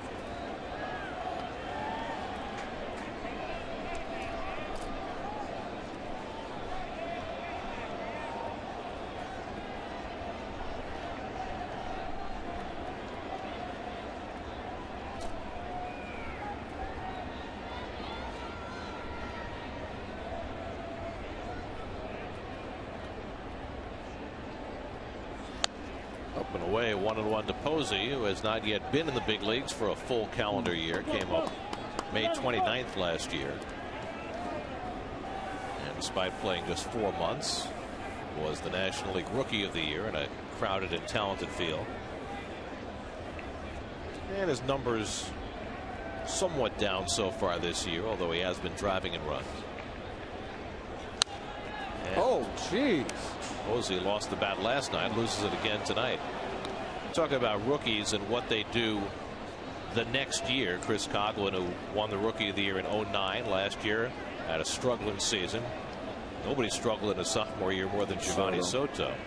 No struggle for Ryan Braun in his sophomore year, nor for Hanley Ramirez or Ryan Howard. What I think is interesting, though, is you look at last year's rookie crop, which was so stuffed with credible candidates for Rookie of the Year, and most of those guys are a little bit down this year. There goes Fontenot. It's lifted out to left. In comes Hairston. And Fontenot will have to retreat. That's the second out. Well, probably the two that are not struggling, although Posey's got some, some RBIs, are Ike Davis, who's not struggling, and Gabby Sanchez is hitting the ball well for Florida. But Jason Hayward is certainly down so far this year. He finished second in the balloting. That's what all those guys did last year. Starlin Castro's off to a fabulous start offensively, although he struggles in the field at times. And Neil Walker's swung the bat well, too. So it's been an up and down group so far in their sophomore season. And Johnny Venter's up again, just having another great year. Well, the guy who's down for the Braves right now is Craig Kimbrell. Yes. He had a very rough weekend for Atlanta. I'd be surprised if Venters doesn't start getting a lot of those opportunities. They said last year he was the next Billy Wagner, maybe sooner rather than later. Aubrey Huff 3 for 3 tonight, and good splitter by Igarashi to start him off. 0-1. Huff an infield hit in the second, drove a double to right center in the fourth, and then singled hard into right field in the sixth. So 4 straight hits for Huff after an 0 for 20 skid.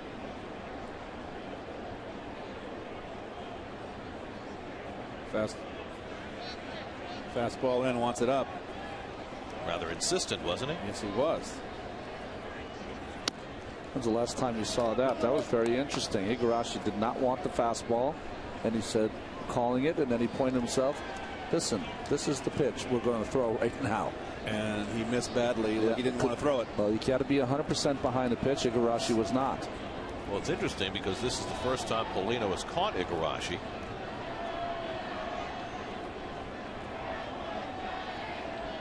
But he's obviously watched him. Well, very interesting that the catcher likes the pitcher's fastball more than the pitcher likes his own fastball.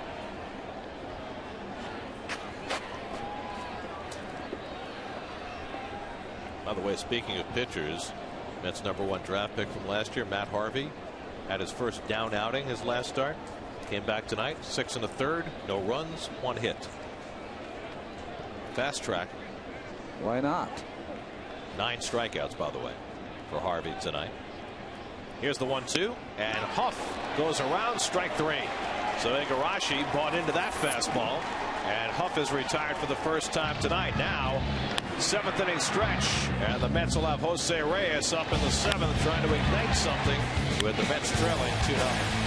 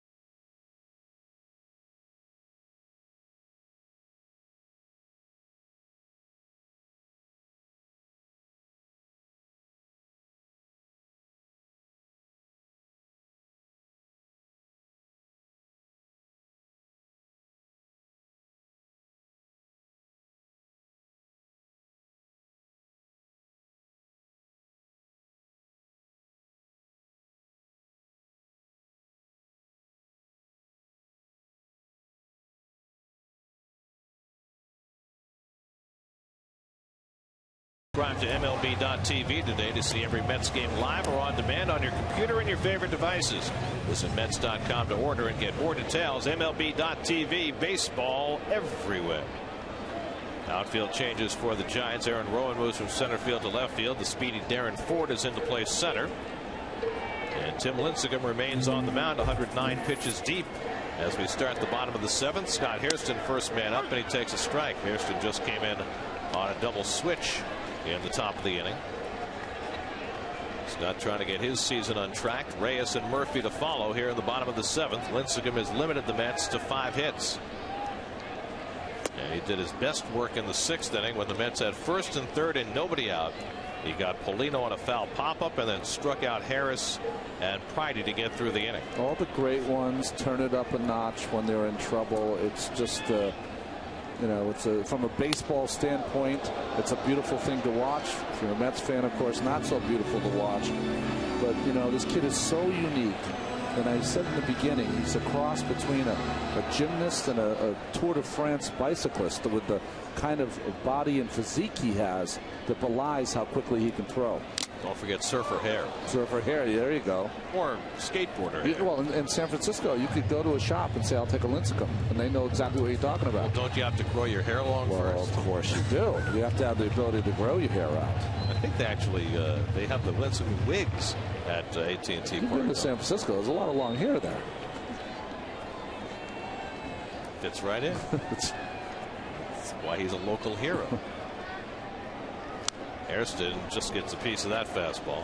Boy, good. 2 good up and in fastballs to Hairston. He's got Hairston doing something I haven't seen Hairston do all season long. Choke up with 2 strikes. Maybe that's a good thing, because he's been over swinging all season. Saw that great at bat Ike Davis took with that abbreviated swing. Just guiding the ball into center field. Again, the 2-2. And it's in there for a call, 3rd strike. 10 strikeouts for Tim Lincecum. Well, that's called 2 straight fastballs. He's going to throw me. He can't throw me 3 in a row. I'm going to look for a breaking ball, and you got 2 strikes. That's what happens. That's called getting set up. 115 pitches.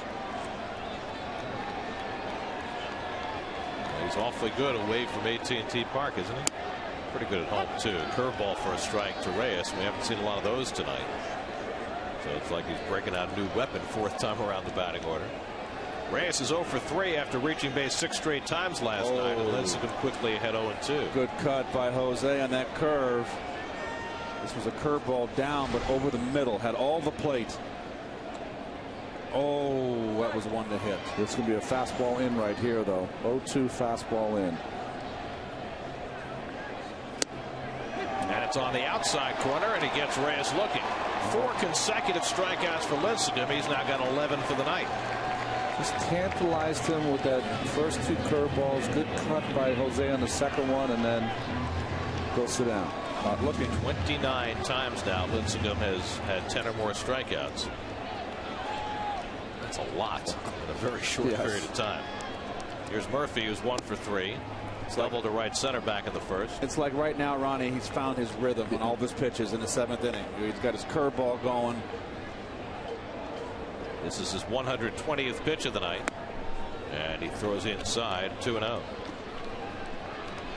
A lot of Giant fans in the house, both last night and tonight. Probably acquired a few more last season in their magical run. Here's a strike, 2-1. Well, they should feel right at home here. It's a Candlestick Park kind of night. Other than the no fog. Oh, the Panda. Yeah, but the Panda's missing. I know that you have all those, there, Panda, all those people that feel like you can legislate against injuries and this or that. Late in the game, if you're watching this game with your eyeballs, Lincecum finally has gotten to the point where everything is working. I have not. The Mets have just taken all kinds of fastballs this whole inning right here. I just don't know. When you have a pitcher of this caliber, you've just got to be sitting on a fastball and adjust. And what do you want to hit? You want to hit his curveball? You want to hit his splitter, which is incredible?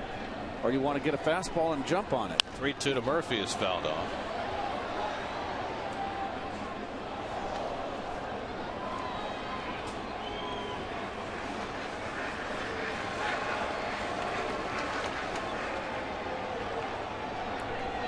sterling young pitcher at the height of his powers.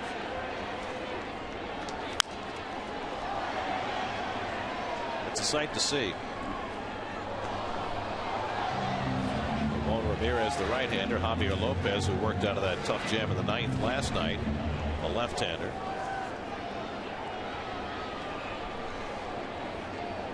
Throwing harder now than he was in the first inning. Again, the 3-2, and Murphy fouls away a third in a row. With that windup and the dropping his right hand against his back right leg, the uncoiling of that body, it just seems every single time it's like a rubber band that gets very tense and it snaps towards the plate.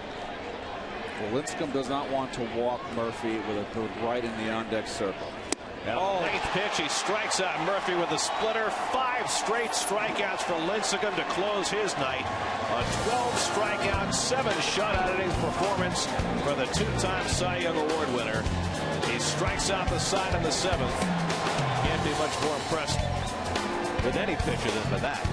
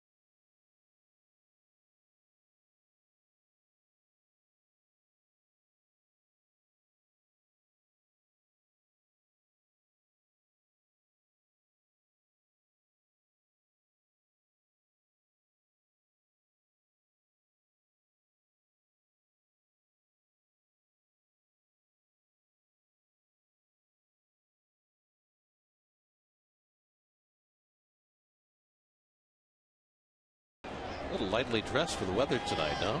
Kids, they don't get cold. I don't talk about the kid. I was talking about Dad. No.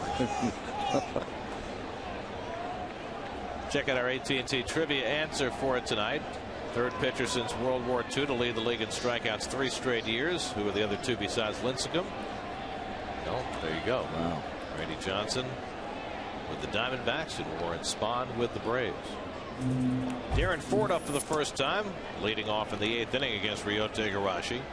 Ford took over for defense in the bottom of the 7th. Defense not required as Lincecum struck out the side.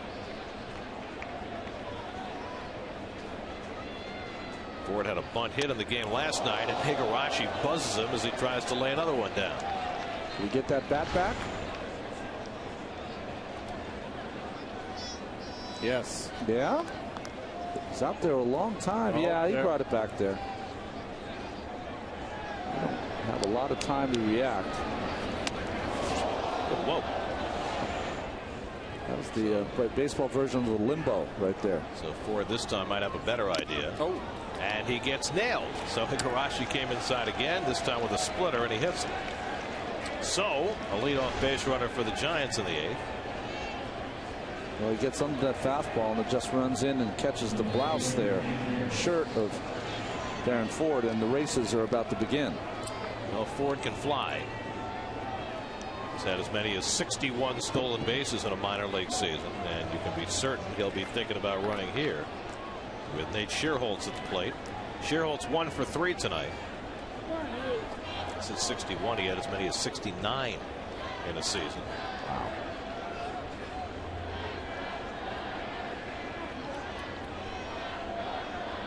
And Igarashi stepping off to chase him back. See Igarashi do that a lot. He doesn't like to use that good move over there. He likes to step off with the fake. Ford has just one steal this year, and he's been caught 3 times.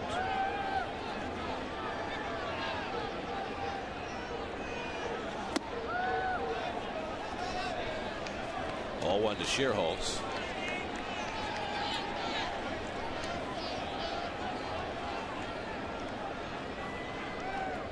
Miguel Tejada, the number 8 hitter on deck. Hard guy to hit and run off is Igarashi. You know, he doesn't throw a lot of strikes.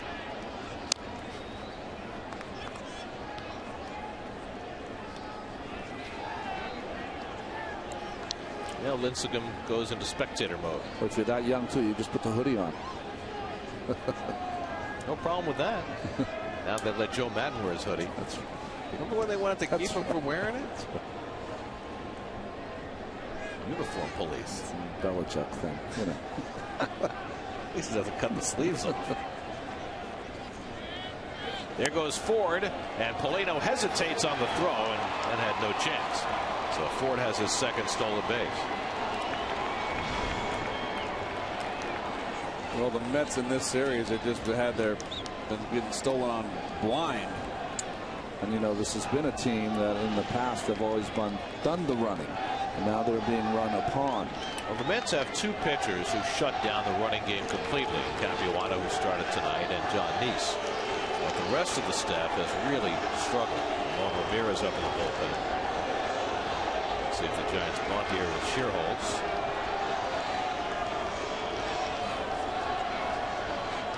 Oh boy, what a play. Paulino stops that. 3-1. Boy, Paulino caught that right in the hand. I think he blocked it with his hand. He got his body in front, but you make yourself as big as possible. Watch his right hand. Nicely done. Off the palm and into the glove. This is what Igarashi's problem has been, Ronnie, ever since he pulled the hamstring in Florida. We're reaching for that bunt. It wasn't Florida, was it here? I forget. I think it was here, Keith, but yeah. Overthrowing, just overthrowing in tight situations.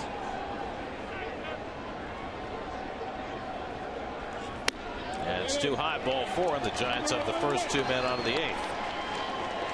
Tim Burdock starts to get ready again. Meanwhile, we'll check in with Chris Carlin, who has a New York State Smokers Quit Line game break.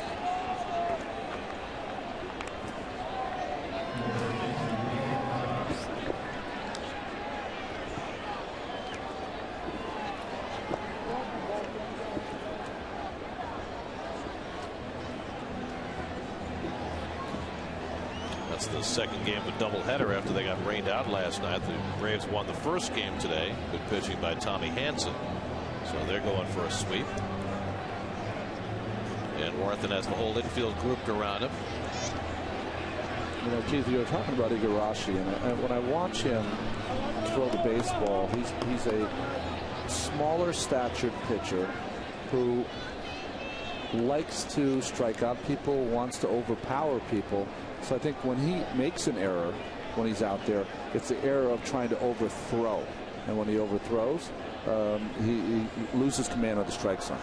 So Cody Ross on deck to pinch hit after Miguel Tejada bats, and the Mets looking for the bunt from Tejada. I do not believe they're going to bunt with Tejada. But you got to respect the fact that they might. We didn't think that Terry was going to bunt with Ike Davis last night either.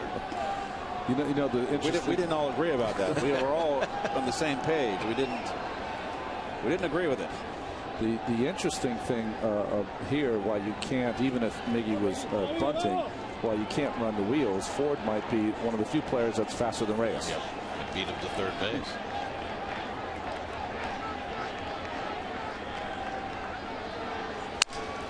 Broken back grounder, right takes it to the bag, goes across the diamond, but a bad throw, and it eats up Davis.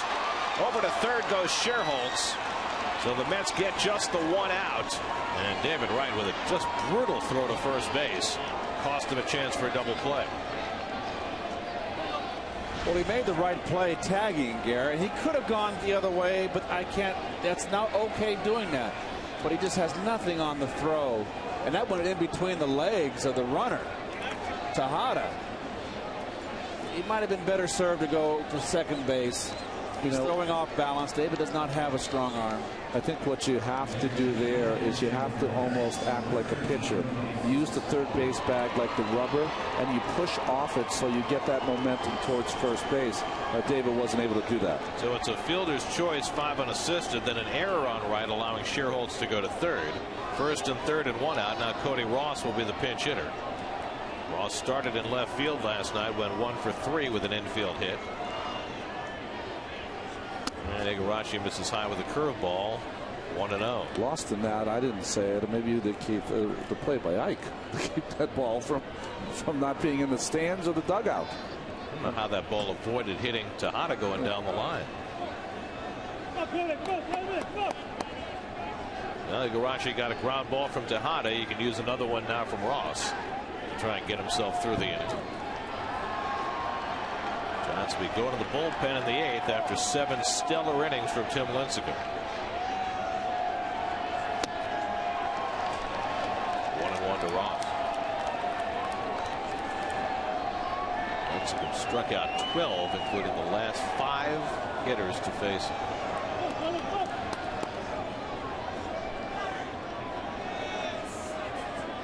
Dylan G gets up in the bullpen. Tim Burdack monitoring, checking the lineup to see what lefties are coming up. Jeez. Fastball by Igarashi, 1-2 to Ross. Just upstairs, 2 upstairs fastballs, same spot, out over the plate and swinging right through him. It's been a rough start to the season for Ross, who got a late start because of a calf injury late in spring training. Started the year on the disabled list after being an unexpected postseason hero for the Giants last year. 2-2. Well, he had that game where he hit 2 home runs against Roy Halladay. That was the big difference in that series. On the heels of Halladay's no-hitter against the Reds in the division series.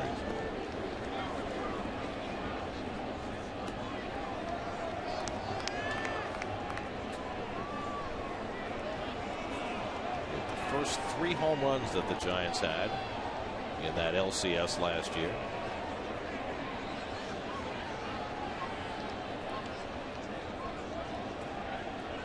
Now on 2-2, Ross takes just off the plate and a full count with Aaron Rowan waiting on deck.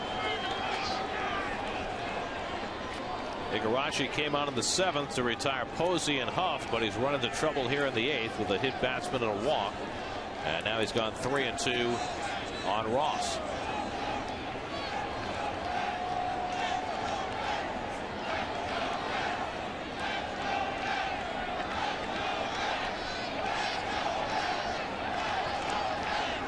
Tejada runs and Ross strikes out. Throw to second by Polino. Breaking for the plate now. Sherholtz, and the throw gets him. A strike him out, throw him out, double play. Perfectly executed by the Mets as they get Sherholtz trying to steal home. 2-4-2 on the caught stealing as Tejada got the rundown, but Murphy with a good throw to finish the inning.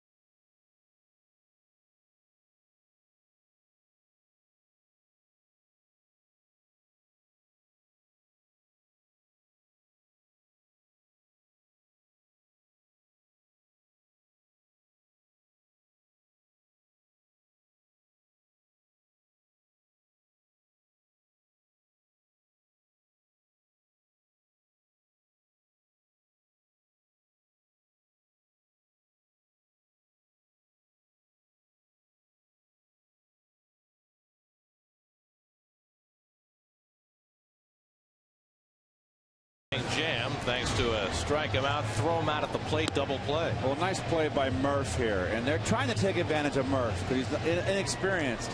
He did not rush the throw. He knew he had plenty of time. So kudos here to Murph. Nice block of the plate by Polino. And maybe, Ronnie, you said it in the commercial break that Schierholtz maybe could have waited for the rundown to develop in between first and second with Tejada before breaking home. Would have been nice, too, after Cody Ross struck out if he helped his runner out a little bit and, told him where to slide. So the Delta keep climbing overhead cam. Now Ramon Ramirez on to pitch the bottom of the 8th. Well, Ramirez has been outstanding, especially against right-handed hitters. They're 1-for-32 so far in this young season. And David Wright takes a breaking ball for a strike. David 0 for 2 and a walk. I think the Mets are just thrilled to see Lincecum somewhere other than on the mound. Like Javi Lopez, who had some nice years in Boston. Ramirez, a Boston Red Sox product also. And Wright lifts one out to left center field. Pretty well hit, but Ford is back there waiting. And that's the first out.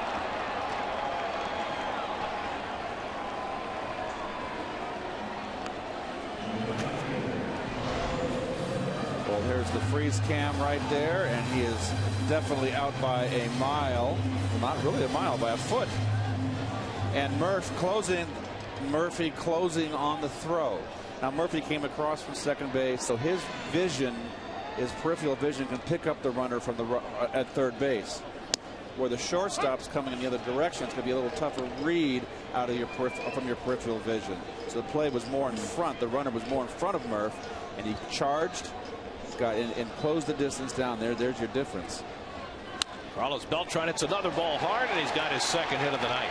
Oh, Carlos has swung the bat well all night long. Double and a home run last night, walk, double, and now a single tonight. Well, basically the same elevation as the slider. He got the double his last at bat. Down. Same pitch, just about. It is just about the same pitch. Keith, it says something about it, though. Carlos from the left side mostly likes the ball up, but he's been covering the ball down also.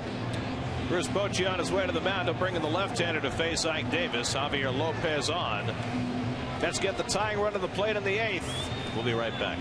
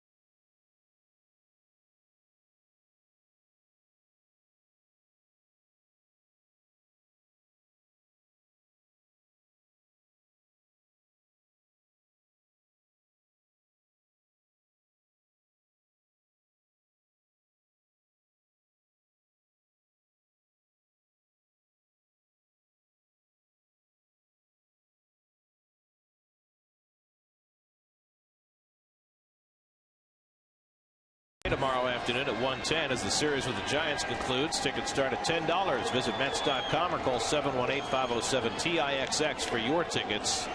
Now your City probables for tomorrow. Mike Pelfrey takes the mound. against the left-hander Jonathan Sanchez for the final game in this series.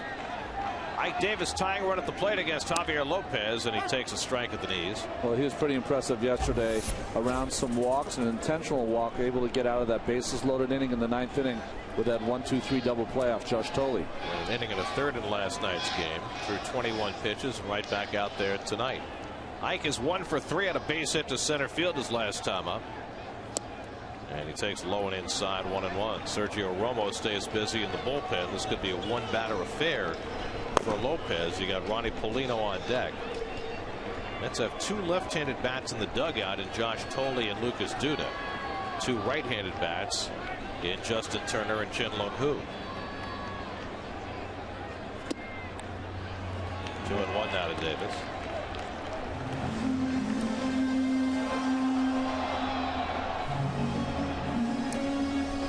A guy that throws sidearm like this, you've really got to make sure you don't get over crouch. You're kicking the ball up out of his belt level, and your tendency is to tilt your head. You got to make sure you keep your eyes parallel to the ground, and you really got to pick a half of the plate off a guy like this, because he's got that hard sinker in on your hands, Ron. Yeah. And then he's got the hard slider away. So you cannot, on a guy like this, cover the entire plate, particularly where Ike's standing on top of the plate. So you've got to say, okay, I'm looking fastball. If I'm looking for go up the middle, then I'm going to gear fastball, adjust to breaking ball. I got to take in, and vice versa if you're going to look in for a strike. 2-2 to Davis, and he tops one foul. This is a very difficult left-hander right here with this Laredo delivery of his. He got Ike to ground out to second base last night on what should have been a double play. Remember, Burris bobbled the ball and had to get one out, and that really set the stage for that inning for the Mets to try and get the winning run home, but Lopez got out of it, getting Thole on the comebacker into a double play.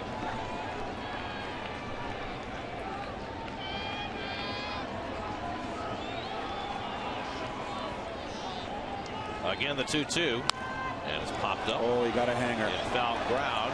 Coming back is Posey to call, and he dropped it. Now, Posey was having trouble with it all the way. Tejada probably would have been better off calling, but Posey called and just didn't catch it. Yeah, once he waved him off, you got to let him have it. I think he waved him off, lost view of where the ball was, tried to pick it up again and lost it. And that'll be an error on Posey for prolonging the time at bat. Well, here's the motion here that makes it so difficult that Keith was talking about. Crouch, low drive, and Laredo from the side. He got away with a hanger right there on Ike. So Davis gets another chance. And he takes a call, third strike. Good slider by Lopez. And Ike Davis strikes out for the 3rd time tonight. Well, he hung the slider to pitch prior, not this time. Nicely framed by Posey. Let's see who hit the corner. It sure did. Good pitch. And now with Polino due up, Bruce Bochy's going to come out. Bring in the right-hander Romo. The Mets can respond with Thole or Duda. We'll see whether they do that or stick with Polino. Down 2-0 in the bottom of the 8th. We'll be right back.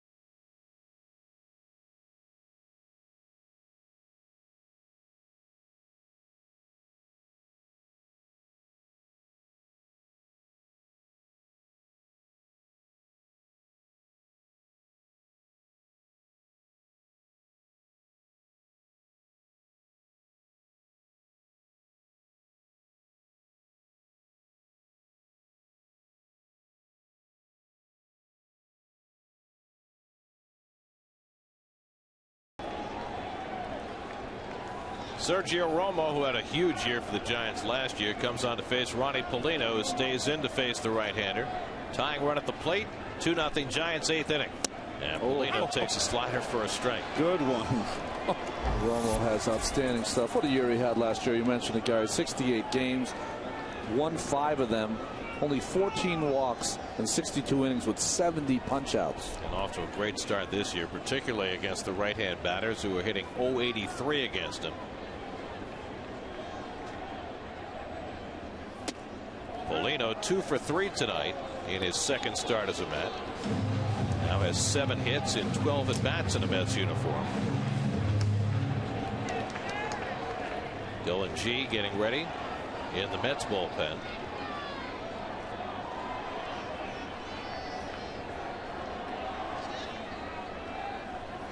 And Paulino takes another breaking ball for a strike. It's like a frisbee coming up there. Tim Lincecum 7 stellar innings, and Bruce Bochy now has used 3 relievers to try and pack together the 8th and build a bridge to Brian Wilson in the 9th. I don't think that facial hair is any competition for Wilson, by the way. 1-2. And Paulino goes down on the slider. What a job by Romo. Great breaking stuff to strike out Paulino. That's 14 strikeouts for Giant pitchers tonight. 2-0 San Francisco after 8.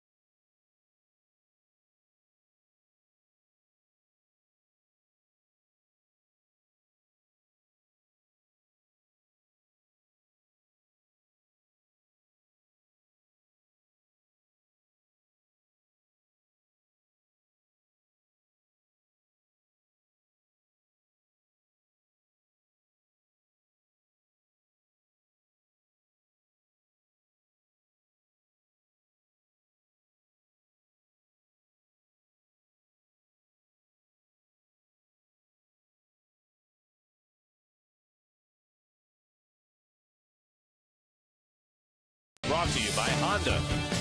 By State Farm. Today's State Farm agent of the day is Gil Walton of the Bronx. Contact Gil's office at gilwalton.net. And by Brooklyn Burger, the premium steakhouse burger and the official burger of the New York Mets.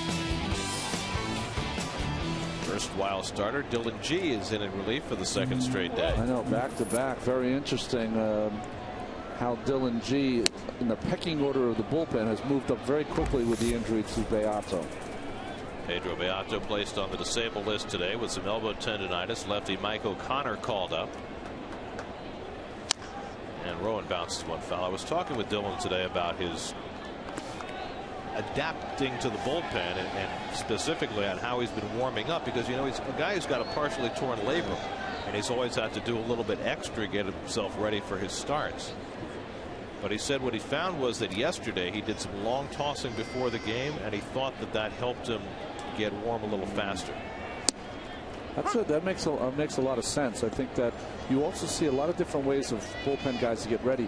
I've seen guys that pitch late in the game. During the middle of the game, will just play a nice light catch. So, you know, you don't go 3-4 hours in between throwing. And Rowan went around, strike 3. First base umpire Eric Cooper punching him out. Third time Rowan has struck out tonight. Now tonight's Twisted but True Fact is brought to you by Twisted Tea Hard Iced Tea. What do we got for a fact tonight? Ty Cobb walked 30 miles a day with lead in his shoes. Now that is definitely a twisted and we hope true fact. I believe it. I doubt it. That's a full day of walking. You know that. Do we have pictures? I bet she was hunting. 30 miles walking. That's a full day. That's an old wives' tale. I mean, what 15-minute miles walking? That's like catching that 15-foot trout.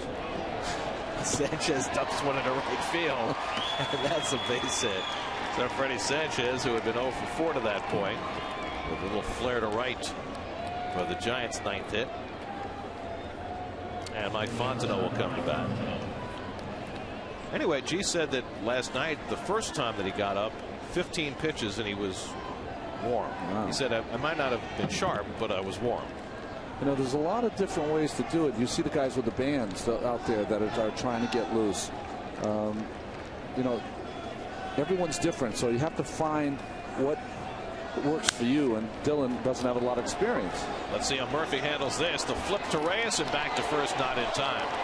So with Sanchez pulling up in the baseline to avoid a tag play, Murphy had to go to second with it. And again, Murph showing good presence here. Didn't even mess with it. Didn't take the bait. Fed it right to Reyes. So nicely done, Daniel. So Fontenot at first with 2 out. Now Posey, who's 0 for 4 tonight and 1 for 9 in this series. In the bottom of the 9th, the Mets will have 7, 8, and 9 in the order coming up. That's the pitcher's spot. Pridey and Hairston, presumably against Brian Wilson. And there is the bearded one.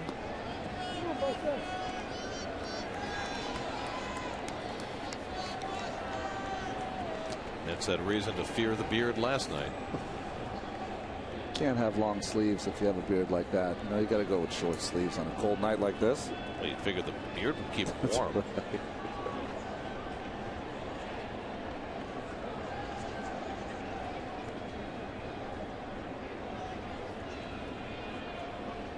Now Posey takes a strike, and it's 1-1. Coming up right after we're done here, it's Lincoln post-game live. Chris Carlin and Bobby Ojeda will take inside the Mets clubhouse, analyze tonight's game, show you the highlights and much more. Lincoln post-game live after every game right here on SNY. Posey pops one up. Murphy going out to call. And the side retired. Nice job by Dylan G to get the Mets through the top of the 9th. Now Wilson will try and save it for the Giants.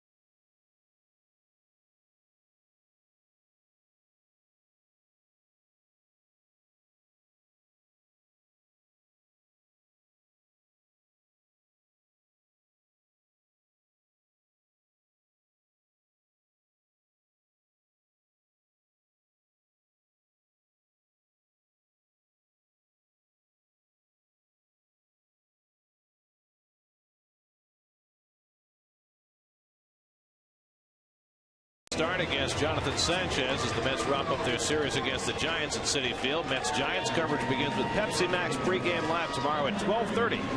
Only on SNY. Let's answer our Toyota text poll. Who do you think has been the most dominating pitcher in the National League since 08? A lot of Met fans out there, but Lincecum wins by a whisker over Santana. Inclined to agree. More than inclined. Well, Pablo Sandoval may be on the disabled list, but Kung Fu Panda follows. Brian Wilson on to pitch. Josh Tolley to pinch hit, and he takes a strike as we start the bottom of the ninth. Wilson got the save in last night's game. It was very impressive. 92 to 95 mile-an-hour heat, and that good backdoor slider, which he uses to get left-handers out. Gave up a 2-out hit to Reyes, but struck out Murphy to end the game last night. Tolley takes an inside corner strike, and it's 0-2. Jason Pridey on deck. Scott Hairston due behind him. Mets have been shut out on 6 hits tonight, trying to avoid being shut out for the 3rd time this year.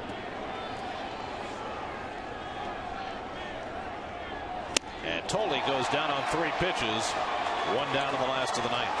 15 strikeouts for Giants pitching tonight. Well, this is Good Night Irene right there, up and in gas. That is a great spot. Now Jason Pridey, who's gone 0 for 2 and a walk. By the way, Angel Pagan played his first game in his rehab stint tonight down in St. Lucie. Had a triple in 4 at-bats, played 9 innings. The plan is for Pagan to be activated when he's eligible on Saturday. At least that's the plan right now. There's a strike to Pridey. 0-1. That's for a shutout in Philadelphia by Roy Halladay on the 7th of April.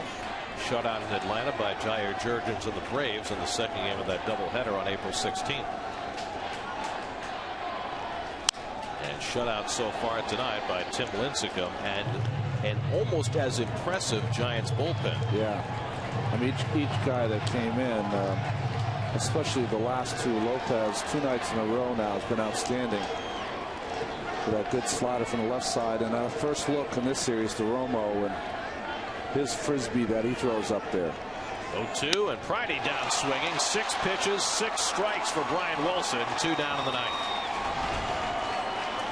Well, you talk about intimidating closers, Ronnie, over the years. I guess the one that comes to mind to me has got to be Goose. Yeah, Goose Gossage, definitely one. How about going back a little further? Dick Raditz. Oh boy, the monster. Well, the entire act, a buddy of yours, Al Roboski, of course. Yes. How about Rob Dibble? Rob Dibble, of course, he threw 100 miles an hour. So here's Duda to pinch hit for Hairston, and he hits a foul ball. That's 7 pitches, 7 strikes for Wilson. No messing around. He likes his fastball tonight. We've seen him do this before. Coming up tonight on Geico Sports Night, Rex in the house. Jets and Giants not being locked out, and more from the wintertime playoffs. Geico Sports Night, 10:30 tonight on SNY. There's the first pitch out of the strike zone from Wilson, 1-1. Duda started last night, had 2 at-bats, took 2 call third strikes against Ryan Vogelsong, and then left for a pinch hitter. Second stint with the Mets this year. Just 2 hits and 19 at-bats.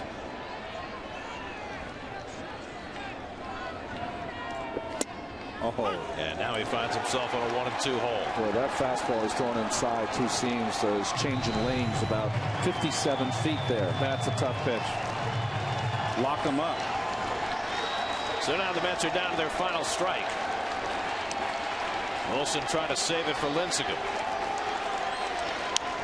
And Duda keeps it going. Lincecum struck out 12 in 7 innings. Lopez and Romo each struck out the only man to face him. And Wilson has fanned a pair in the ninth. That's 16 if you're counting. That struck out 17 times in an extra inning game this year, but this is by far their most in a 9-inning game this season.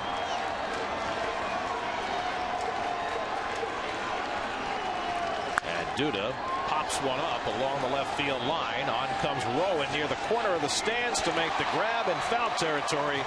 and the ball game is over. A dominating pitching night for the San Francisco Giants as Lincecum and 4 relievers combined to strike out 16 Mets in a 6-hit shutout, and the Giants have taken the first 2 games of this series. But if you get past Lincecum, really the unsung hero for the Giants tonight is their third-place hitter. Fontenot led off with a walk in the 6th inning, scored the first run of the game, and knocked in the second run in the 7th inning as the third-place hitter. Well, the Mets really didn't mount much of an offense today. Only 6 hits. Too much Lincecum. 12 strikeouts. Only 5 hits over 7 innings. You see, he evens his record to 3-3. Here's your out-of-game summary. Lincecum struck out the last 5 batters to face him, and then the bullpen struck out 4 more in the last 2 innings as the Mets are shut out for the 3rd time this year, and after winning 6 in a row, the Mets have now lost 5 of their last 6. New York Mets baseball on SNY is brought to you by IOTV. Get the best in HD free with IOTV. By your Tri-State Ford dealers. By StubHub. Next time you want to catch a Mets game, head to StubHub, where you'll find a great selection of seats for every game. By North Shore LIJ. Hope lives here.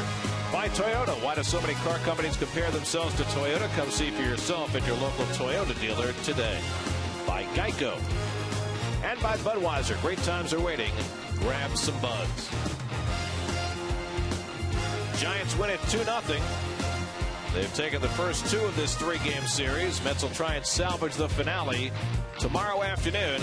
Mike Pelfrey will be on the mound for the Mets. Jonathan Sanchez goes for the Giants. 12:30 the coverage right here on SNY. Now for Ron Darling, Keith Hernandez, Kevin Burkhardt, and our entire SNY crew, I'm Gary Cohen at Citi Field. Time for Lincoln Postgame Live. Let's join Chris Carlin and Bobby Ojeda.